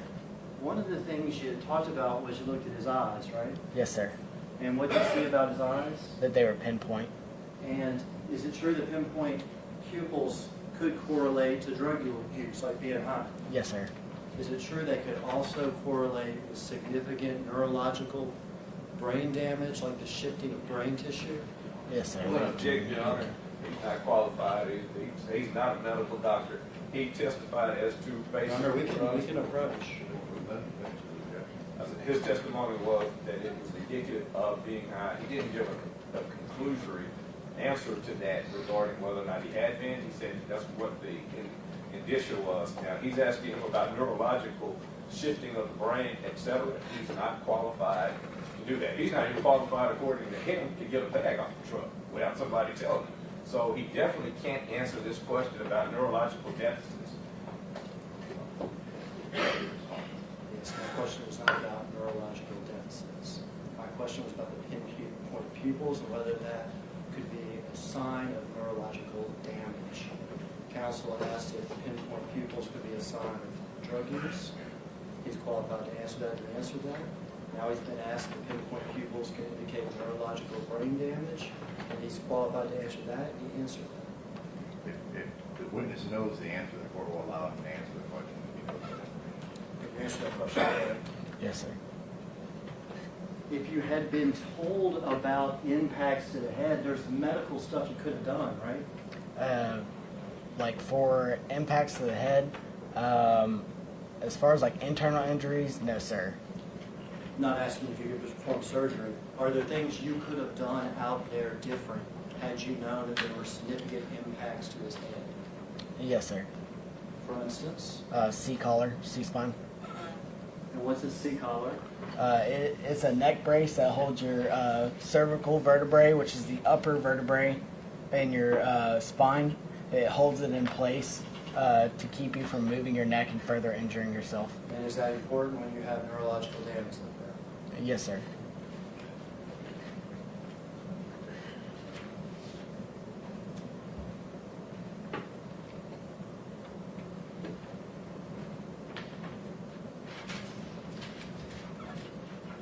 Did you ever ask to have the patient unhandcuffed? Yes, sir, I did.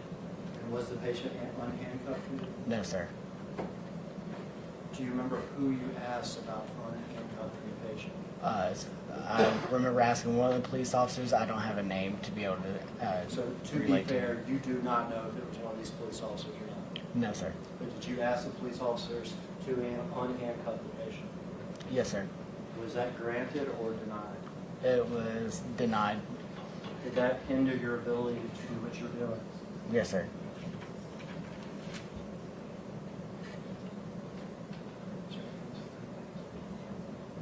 That's all my questions. Thank you.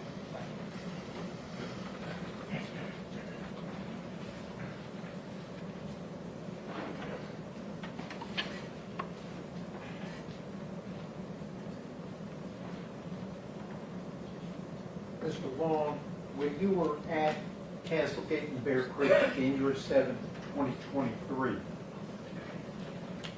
you know about any punches to the head? No, sir.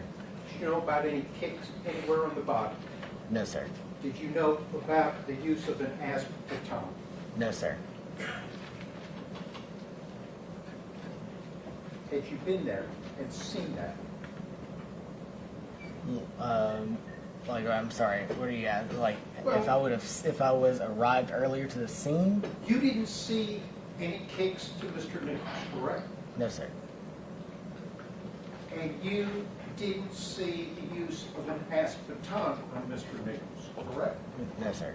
And you didn't see any punches to Mr. Nichols, correct? No, sir. So if you weren't, it's because you weren't there when that occurred, correct? Yes, sir.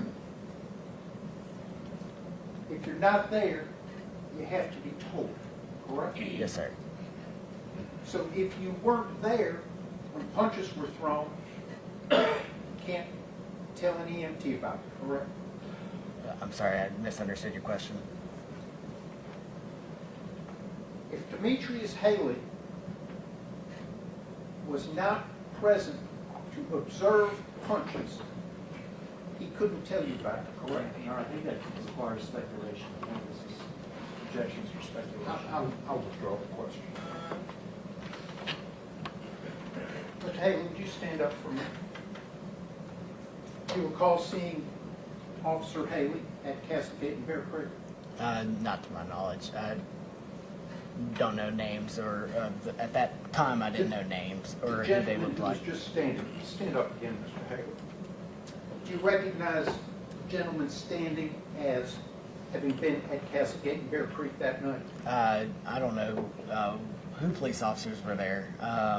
As far as like the names of the police officers that were there, like I can see them here now, but as far as like being able to, I can give you a description of them, but as far as like seeing them, I couldn't tell you if I saw them or not, if I recall seeing them there or not. Okay. So the gentleman who was just standing that I referenced right now as Demetrius Haley, do you recall him being at Castlegate and Bear Creek January 7th, 2023? No, sir, I don't recall.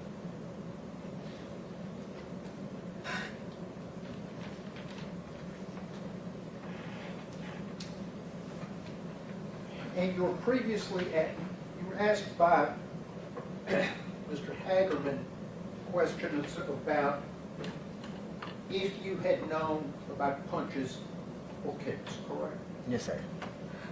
And what you would have done differently was put the C-collar on, correct? Yes, sir. Nothing else different. I would have done a lot more differently. As far as like my care, like probably try cutting his clothes off, trying to get him to where he's, we call it trauma naked. So cutting his clothes off down to his undergarments, and then to where we can expose the body to be able to see any physical damage. And you would have done that if you'd have known about kicks or punches, correct? Yes, sir. Would you have done it if advanced EMT Sandridge had not told you to do it? I'm sorry. As in, like, if he told me not to do it or told No, me to do it? if he had not instructed you to do that, If would I you still have done it? if I found out that information, I still would have done it. So that's unlike when Mr. Zumak was asking you questions about your care, and you said that's up to Advanced EMT Sandridge. He was in charge of the scene, correct? Yes, sir. One reason you didn't go get an oxygen bag back at the truck a block away for so long is because Advanced EMT Sandridge had not told you to do it, correct? Yes, sir. And he was in charge of the scene. Yes, sir. But if you know about kicks or punches, then you'd have been in charge of cutting clothes off. Well, I wouldn't have been in charge of it, but if he knew the information as well, then our care would have been different from just thinking it's an overdose. Do you recall testifying under oath before a federal grand jury? Yes, sir. And do you recall being asked whether any officer, page 20, whether any officer on the scene told you that Mr. Nichols had been punched? And you said no to the prosecutor. Yes, sir. I said no. You were being questioned by a female prosecutor, correct? Yes, sir. So your answer was actually no, ma'am. Yes, sir. I said no, ma'am.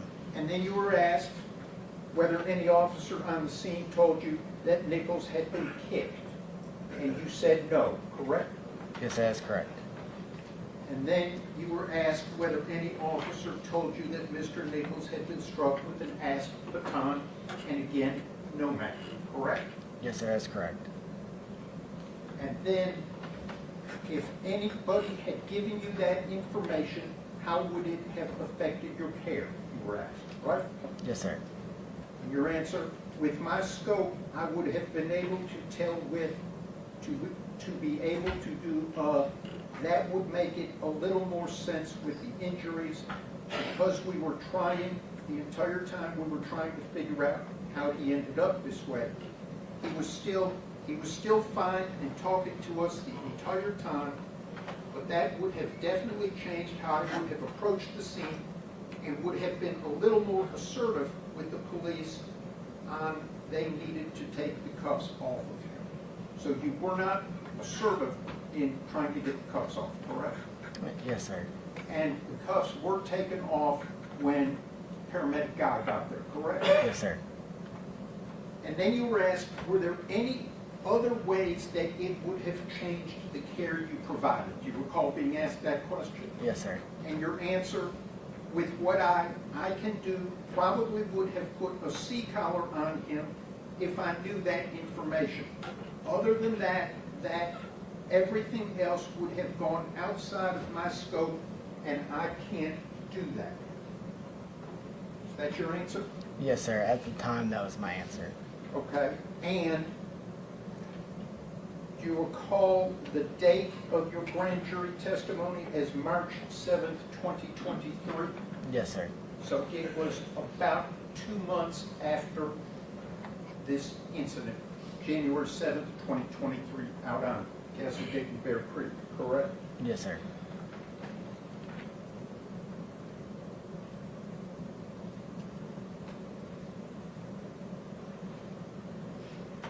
And you never said you would do anything different other than put the C-collar on, correct?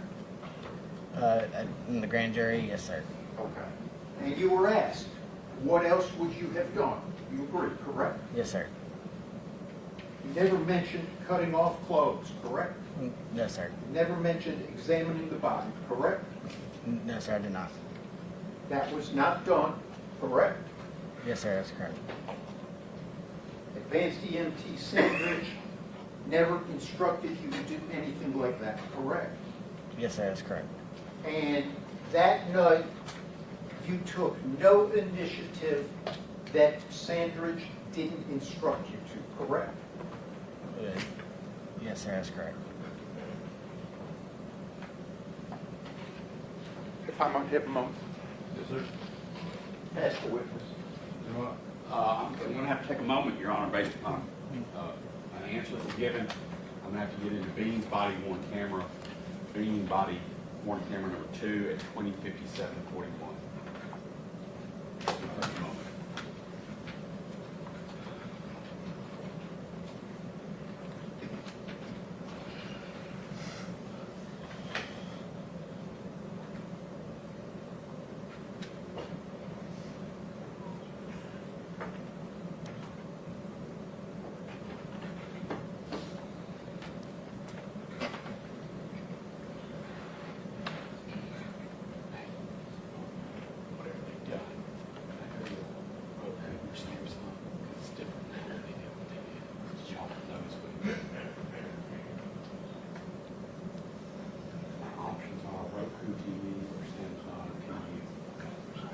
No longer have that.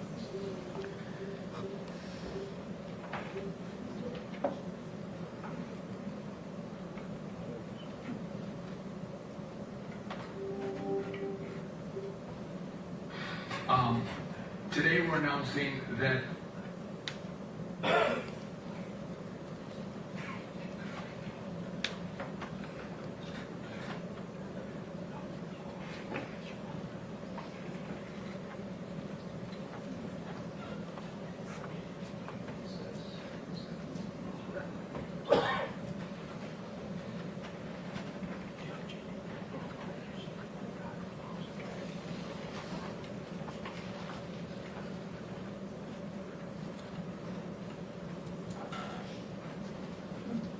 You do what?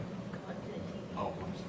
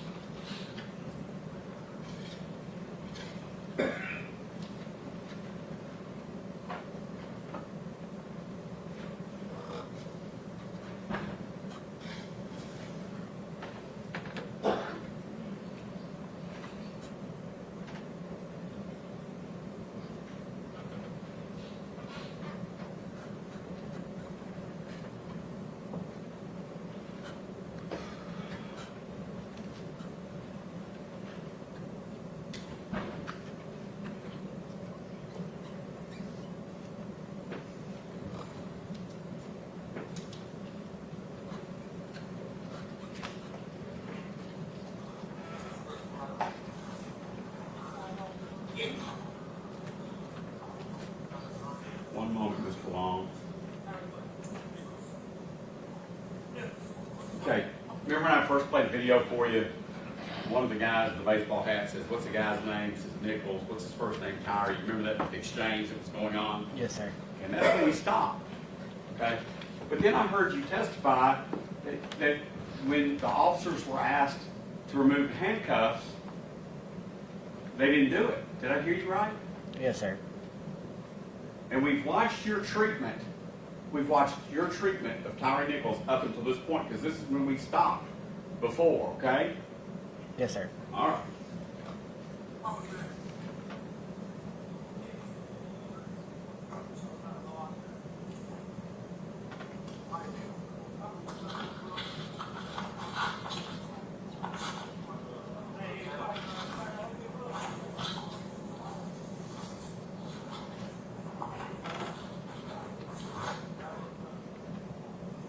By the way, the man that just came on the scene is the ambulance fellow, right? Yes, sir. All right.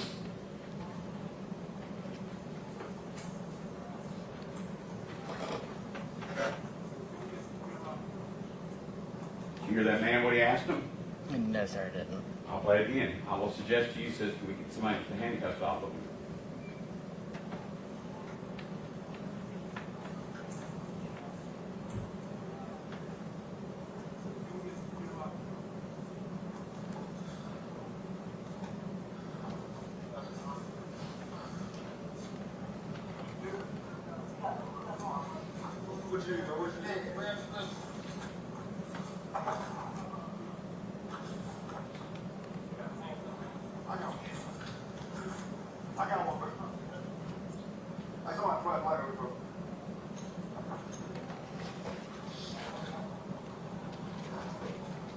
Before I ask my next question, where were you during this sequence? Getting the stretcher from the ambulance. Right. So how is it you're able to testify that when you asked, or when the cops were asked to remove the handcuffs, they refused? Your Honor, this knows when he was asked to remove the handcuffs, not the cops.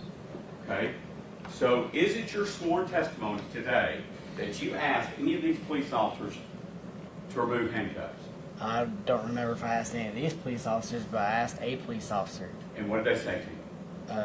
They didn't confirm or deny that they would, but they didn't make any motion to remove the handcuffs at all. Okay, this is a 2058-09. You would agree with me, handcuffs are being unlocked, correct? Yes, sir. Oh, sorry. You passed your witness. Yeah, I'm just saying I closed the lid. Sorry. I got to ask your follow-up.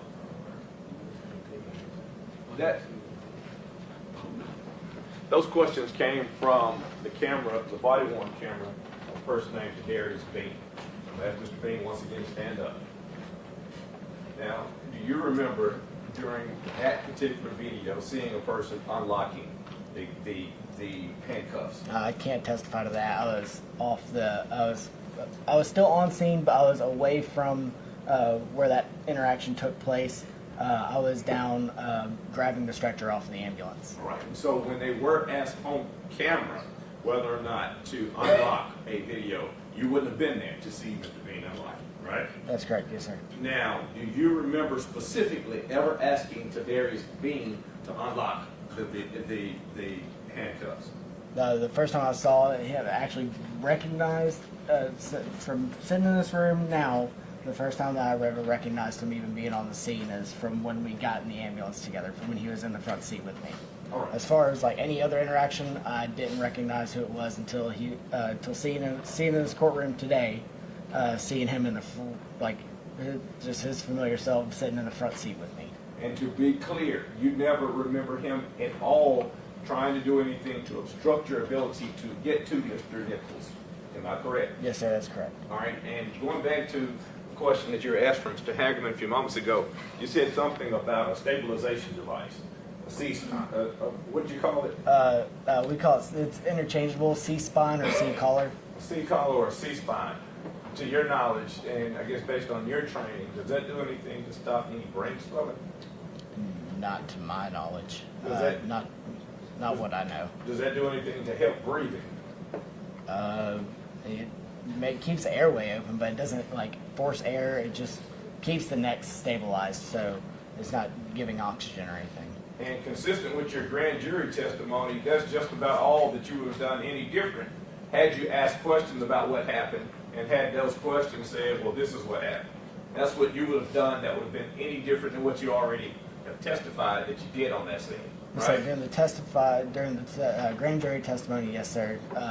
However, I've done more of research just on my own, and I've just came to a conclusion of what more I could have done. Right. Now, and you did research on your own. Were you out there on January 7th doing research while you're on that scene? No, sir. And so you're saying that since you've been going to grand jury and being threatened to be prosecuted, et cetera, during those times you researched what could I have done differently? No, right? sir. Just on my own accord, just going through and just trying to enhance. I might have asked a poor question. It wasn't on that night though, right? Yes, sir. That's correct. And you're saying you did this, you researched this on your own after that particular night, right? Yes, sir. Somewhere between January 7th, I'm assuming maybe after March 7th, 2023, that's when you gave your grand jury testimony, correct? Yes, sir. Now, you were asked questions also regarding, and I want to be precise about this, you said that you saw Mr. Nichols yourself, right? Yes, sir. And you described seeing a head contusion, correct? Yes, sir. You also described seeing some blood in the mouth, correct? Yes, sir. So we got swelling, blood in the mouth, and you got clothing that looked like it had been at least disheveled, right? Yes, sir. And you saw these things yourself, correct? Yes, sir. Now, based off of your training, is that consistent necessarily with the person being pepper sprayed? No, sir. Based off of your training, is that consistent with a person who's being just tased? I mean, depending on how they fell, it could be, but to my mom, it's I'm not too sure of like how he was tased or what. So again, that could be a hit or miss with a yes or no. You were on that same scene where these officers were within feet of you, correct? Yes, sir. And you heard the conversations regarding the struggles that these officers had. I don't recall hearing them. You don't recall hearing any of that, but you do recall what you saw, right? Yes, sir. Based off of the contusions, the blood that you saw, the disheveled clothes, it was consistent with a person having been in an altercation, more so than a person just on a regular arrest scene. Yes or no?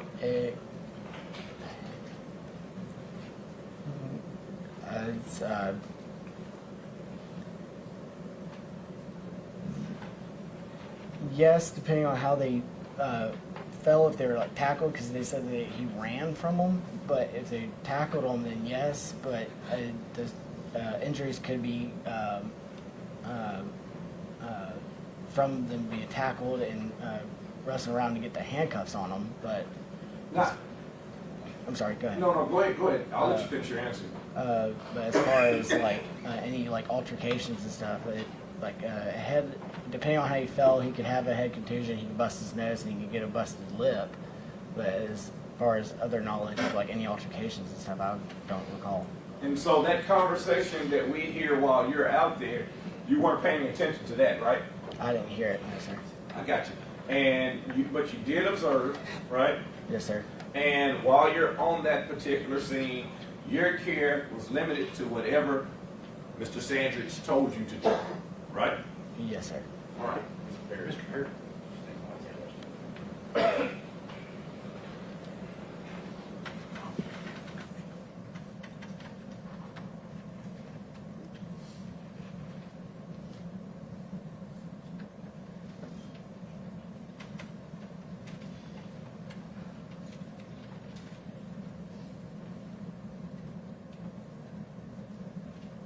You described two different scenes, at least, right? Yes, sir. Now you said, and there was some confusion with the question before about whether or not there was two different people versus two different scenes. Remember that? Yes, sir. But there were two different scenes. You get to the first scene minutes before you got to the second scene, correct? Yes, sir. And you talked to a white gentleman on that first scene, right? Yes, sir. And when you're talking to them, to that gentleman, you remember he had this conversation with you regarding what had happened. You remember him saying that the person had been tased? Yes, sir. Pepper sprayed? Yes, sir. And fighting with the officers? Yes, sir. So you remember that specifically from that first conversation that you'd had. It had just been moments before you go to the second scene, right? Yes, sir. So there is no mystery about what had gone on between first scene, second scene, and when you get there related to that particular suspect, right? Yes, sir. And so you did know that the person had been tased, pepper sprayed, and fighting with officers prior to any of this type of conversation regarding whether or not they told you X, Y, Z. You were told specifically that the person had been in an altercation with officers. Yes, sir. Yes, sir. Thank you. But nothing at all about head trauma, No, sir. not a thing. No, sir. Or use of asp or punching or anything like that. An altercation can go for like many things, like just pushing and stuff like that. That can be an altercation. Or yelling, that's an altercation. The important part would have been the head trauma. Yes, sir. He was asking you earlier about a conversation that you did not hear. He was asking you didn't hear the conversation of the officers when you were treating the patient. Yes, sir. In particular, did you hear these officers talk about how many pieces they gave him? No, sir, I didn't hear that. So that conversation you just didn't hear? No, sir, I didn't hear it. That's all my questions. Anything else? This witness. No, Your Honor. No, Your Honor. No, Your Honor. Those are all the questions we have for you. Step down and free to go. Yes, sir, thank you.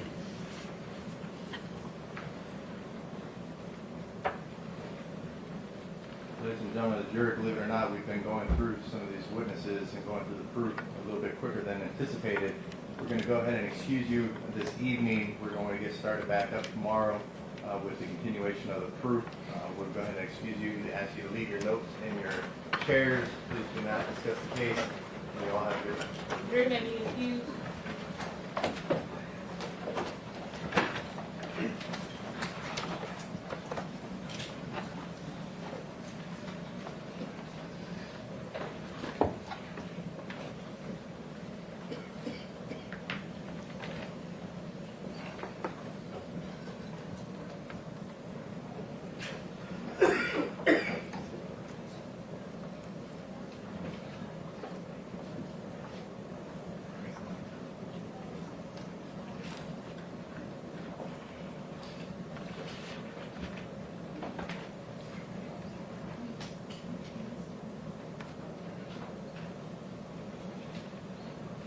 All right, the jury's now out of the courtroom. Are there any matters that we need to take up before we adjourn? Are there any matters that we anticipate needing to take up before we start? The audio. If you all, when you all come in, if we can just figure out the audio so we can maybe not have these issues tomorrow, but we'll go ahead and adjourn for tonight, start trial tomorrow night. All rise. This court stands adjourned to tomorrow morning, 9 a.m.